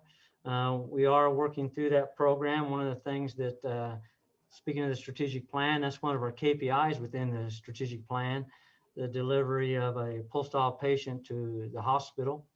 And so we're seeing that we believe that performance will increase. We don't have all the data yet from 2020. I would tell you 2020 with COVID was a unique year as related to cardiac events. We had a significant increase. I think a lot of people, instead of maybe going to the hospital, remain home, unfortunately. So we saw an increase, but we'll continue to measure that and hope to have good outcomes for that. That's that importance of, arrival time. They say, interesting fact I found the other night was, they said for a sudden cardiac event, your survival rate is, if you can get somebody there in 5 to 7 minutes, is at 50%. Once you meet the 10-minute mark, your survivability, you have little chance of survival. And so as we talked about pulse point, as we talk about response time, obviously critical getting there, but that effort, as Mackenzie will be leading for us in pulse point, to try to engage the community to help us with that risk reduction effort in that regard as well. And so I hope I answered that. Mackenzie or Chief Fagan, anything to add? Yeah, I'd add, this is Tom Fagan, Division Chief of Administration. I would add a little bit on the outcomes for cardiac arrest. We did see an increase with our new protocol, the Cardiac Arrest Program for Excellence, the CAPE program we call it. We did see an increase. Our current statistic or outcome measure on getting a pulse or return of spontaneous circulation, we'll hear the term ROSC, prior to the arrival of the hospital is at 38%. It doesn't mean that they survive the event leaving the hospital. That's important to know. That just means that we got a return of a pulse prior to arriving to the hospital. And so it's important to know that statistic. There's a lot of other measures, and we could spend a lot of time talking about cerebral perfusion pressures and surviving the hospital as a result of our efforts, and we do have some of that data as well. But one statistic I would note that we're hoping to influence from this application of Pulse Point is bystander CPR engagement. We have seen that our engagement within Douglas County, not just in the city of Lawrence, but in Douglas County, is less than the national average for bystander CPR.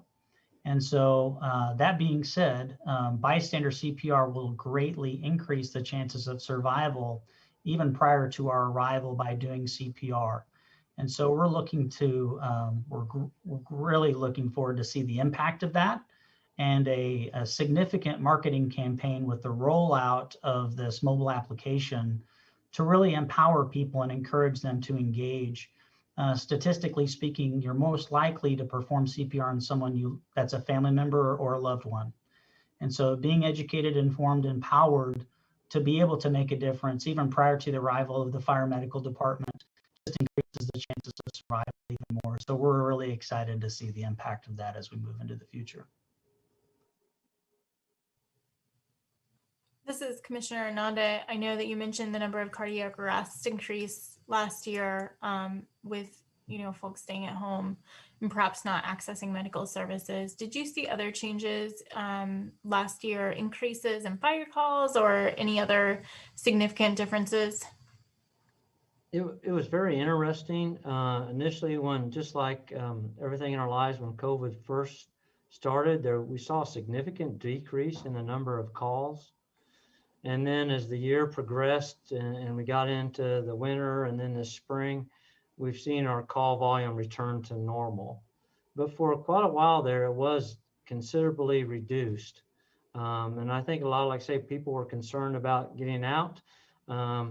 They always said we were out, that we need to educate our responders that people are as worried about us as we might be about them.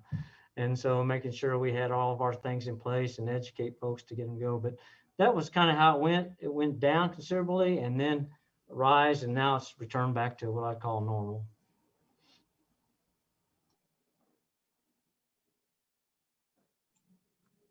Mayor Finkeldei, looking at the, I think the 17 recommendations, one I'll just comment on, and I have a question on the other one. I did notice it says it recommends that we need a larger public works division in order to repair the equipment. We've been talking a lot about that, but I was interested to see that's also on your recommendation. But there's also one on leadership, develop a formal leadership development program. I just wonder if you've started to look at that and if you had any ideas of what that might look like. Our training division has been working on that, and we've been working in conjunction with the University of Kansas. They have the Kansas Fire Rescue Institute that we can rely on for that support, as well as the Center for Public Safety Excellence has a credentialing program that we've been encouraging people to be involved with. The nice thing about that credentialing program is that, again, it's about continuous improvement. You receive it, but you have to continue to develop. Some certifications you get, you hold, and you never have to do anything to receive it. I would tell you my firefighter 1 certificate that I got back in 1985 is still valid today, and you probably wouldn't trust me out there now, but that's still valid. But with the continuous improvement through the Center for Public Safety Excellence, that credentialing program, they continually have to come out and show progress that they're continuing to develop. And so we're working through that, and we think we have a good mentoring program as well. Tom Fagan, Division Chief of Administration. I'll speak to the recommendation on the Public Works and our vehicle maintenance facility. One of the observations from the site visit was, and we do have large apparatus. Obviously, fire trucks are not small. Our last engine is a little bit smaller based on our specifications and some reimagining there.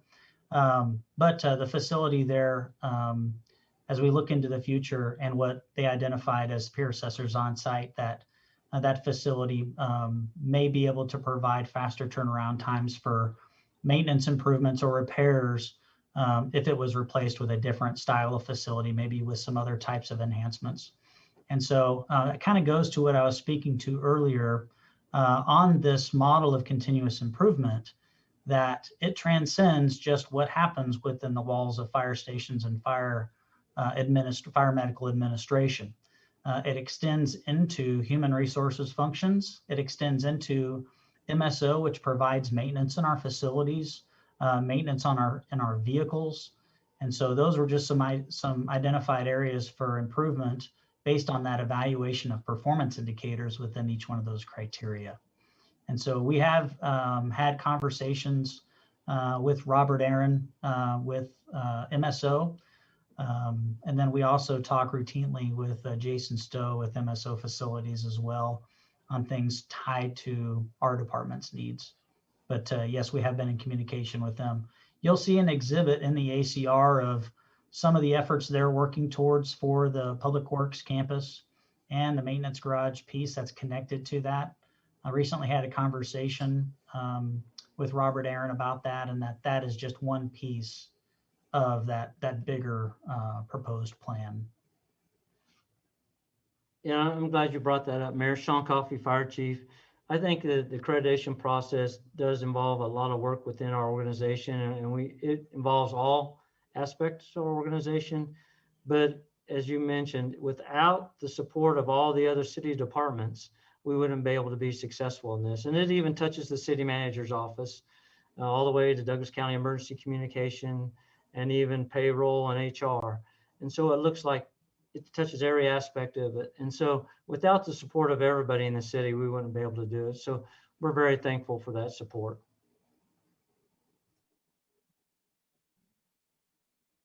Mayor Finkeldei, any other questions before I open it to public comment? This is a public comment item. If anyone from the public would like to make any comments, you can raise your hand using the raise your hand feature, or if you're present, you can let Sherri know. Chris Flowers.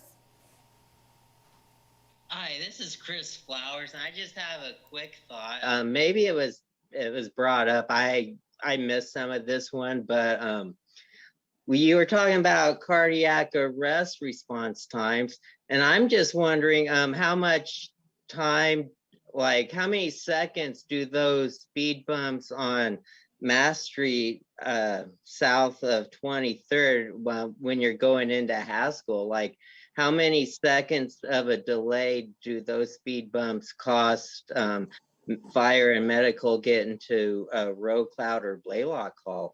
Because I would think it costs at least 5 seconds. I've accidentally drove over one of those speed bumps at like the speed limit, and I thought I was going to damage my car on that. So I don't see how those fire trucks can, because there's nothing in the middle for them to drive across like there are on some of the other speed bumps. So I don't see how those speed bumps don't delay our emergency response times to Haskell. I was just wondering, like, because I don't see how they don't slow down to go below the speed limit, and like how fast can they speed back up again?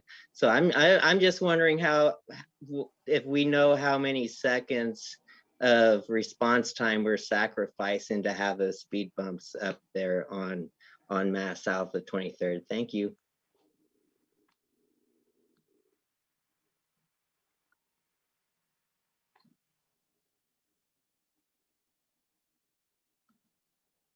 Mayor, no one else has indicated they want to comment on this item. Mayor Finkeldei, bring it back to the commission. Chris brings up an interesting point there. Any thoughts on that location? I know there are different speed bumps than some other locations. Well, one of the things that, like you say, different speed bumps, some of them have pass-throughs where we can go through. We have a policy that says that we don't drive any more than 10 miles per hour of the posted speed limit. And so if it's 30 miles per hour, the most any of our apparatus would go would be 40. And conversely, as the speed limit goes up. And so also, as we look at different response strategies to different locations, we may pick a different route to go, knowing that those might be there. And so particularly coming from that way, we may come down Barker and then come into the halls into the campus that way as well. But it would have an impact and slow us down a little bit, but it's as he said, negligible, 5 to 6 seconds. And obviously the smaller trucks can get up to speed a little bit quicker than the large trucks, but we're normally able to overcome that. Mayor Finkeldei, thank you. Other comments from commissioners? This is Commissioner Nanda.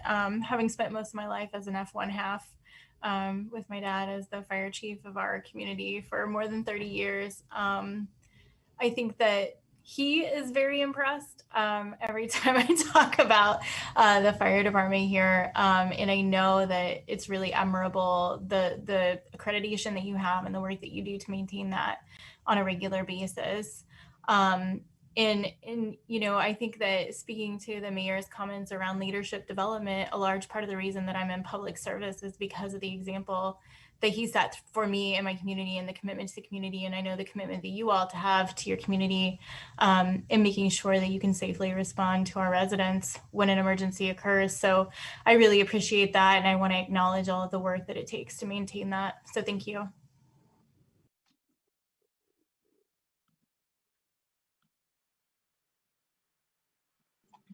Mayor Finkeldei, we'll see no other comments. Thank you all for being here in that report, and we look forward to the optimization study when it comes back. I'm sure it appears maybe McKinsey will have all sorts of data for us at that time. So we will look forward to that and appreciate all your work. Okay, moving into commission items. Any commission items? This is Commissioner Boley. I just had a couple of comments on the Parks and Rec topics. I went walking out on the levee yesterday, and it was in great shape after the rain. I was amazed how walkable it was. So thanks to Parks and Rec for the maintenance that they're doing on that. The other thing on Parks and Rec would be, been hearing a lot about pools. And it's just, I want to just restate how significant pools are to our community, and we really need them to be open. So, thanks.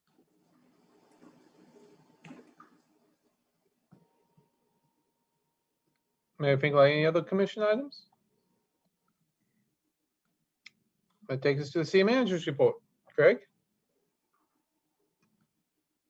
Thank you, Mayor. City Manager Craig Owens. There's 4 items on here this evening. The first one is just a response to a community member that had asked about mobile food vendors. So we gave you some history and background on that subject. Hopefully that's useful. The second item was just title updates that followed some updates that we had done in the police department several months ago. These are the last ones of recommended, and there's no financial implications on that. And then the utility billing report and future work sessions. So happy to answer any questions you may have. Mayor Finkeldei, any questions for Craig? Seeing none, this is a public hearing item. If any member of the public would like to speak on this item, please raise your hand using the raise your hand feature. Or if you're present, let Sherri know. She'll call upon you. Chris Flowers. Yeah, I just have a quick question. I saw about on the city manager report about, I guess, next week's the special consultant study. I was just wondering if we can get the study results like available to the public like as soon as possible, and if they're actually posted anywhere right now. I would just like to be able to look at it before like the end of Thursday night. Thank you.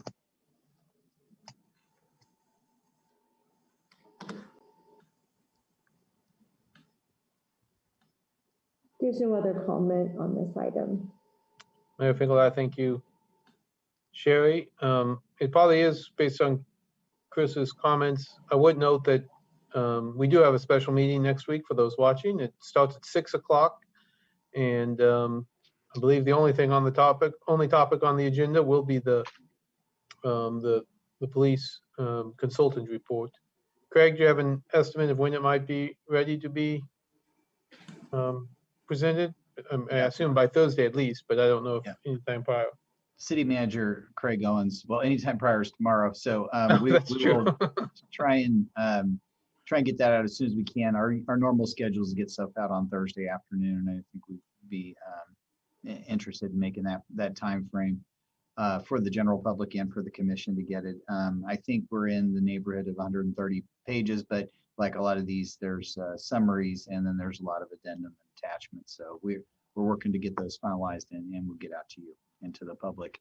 The other thing to your comment, Mayor, is we may have an additional item with the potential of the public health orders being amended or removed. It may have implications on our meeting procedures, so we're still looking at that, but we may have an additional item that would be just very much administrative, but just to make sure that we have the right processes in place to continue with the meetings still in legal compliance.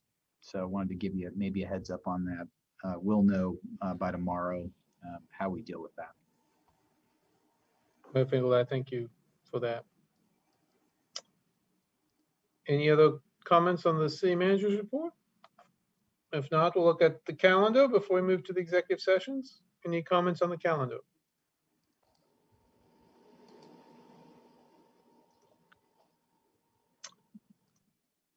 Seeing none. Just again for the public, we have 2 executive sessions. We'll move into executive session, go into that for 20 minutes, come back and take action if need be, if there is any, and then go into a second executive session, come back, and then adjourn. So I look for a motion on executive session number 1. Mayor, Yes.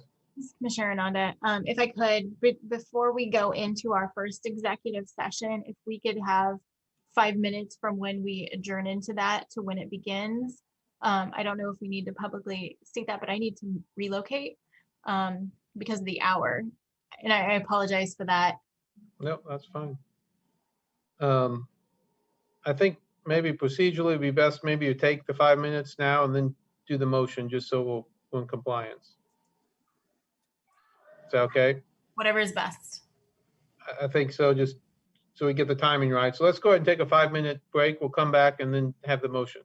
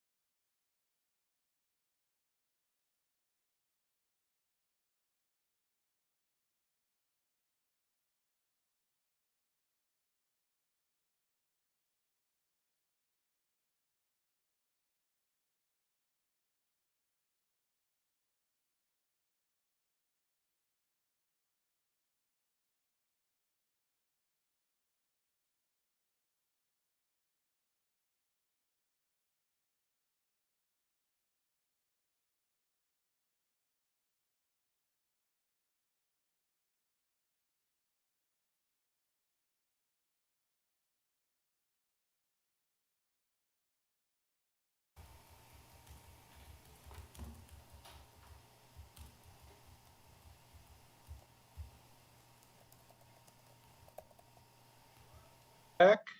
Look for a motion to adjourn into executive session. This is Commissioner Boley. I move we approve a motion to recess into executive session for approximately 20 minutes to discuss privileged legal communications from the city's attorneys regarding pending litigation pursuant to KSA 75-4319B2. The justification for the executive session is to keep attorney-client privilege matters confidential at this time. The City Commission meeting will resume in its virtual format in accordance with Resolution Number 7360 at the conclusion of the executive session. Commissioner Larsen, second.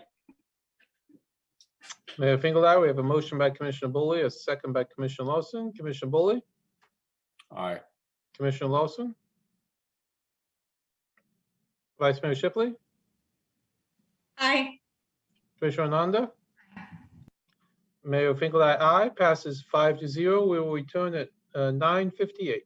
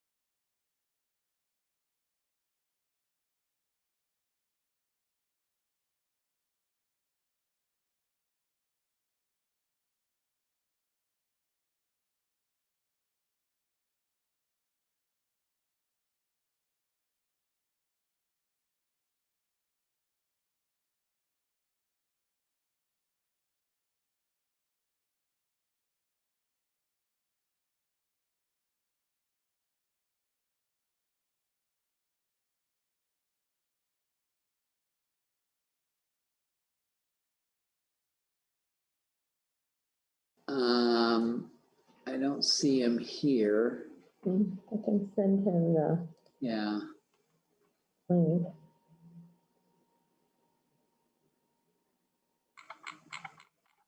Let me see if he's at the right meeting. Maybe he went to the other meeting.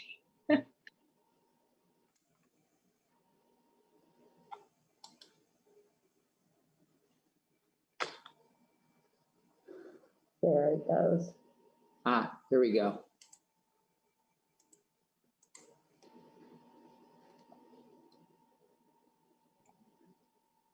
Mayor Finkeldei, sorry about that. Got stuck in the wrong room there.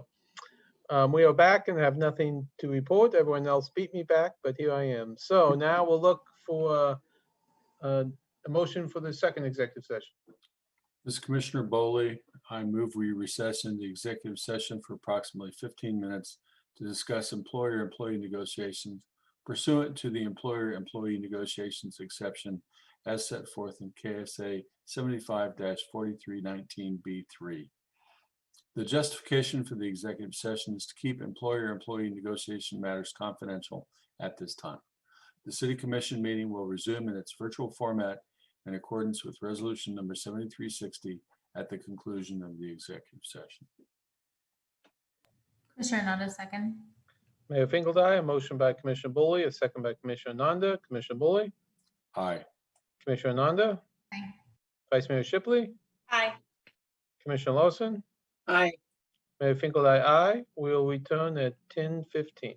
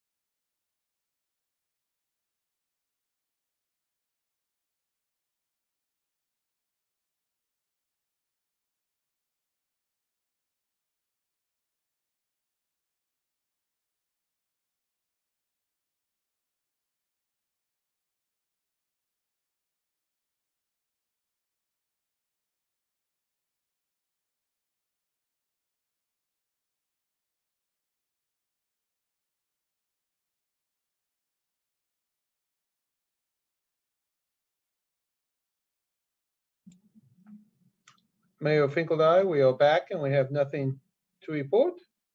And with that, I think we're at the point of adjournment. Look for a motion to adjourn. This is Commissioner Boley. I move we adjourn.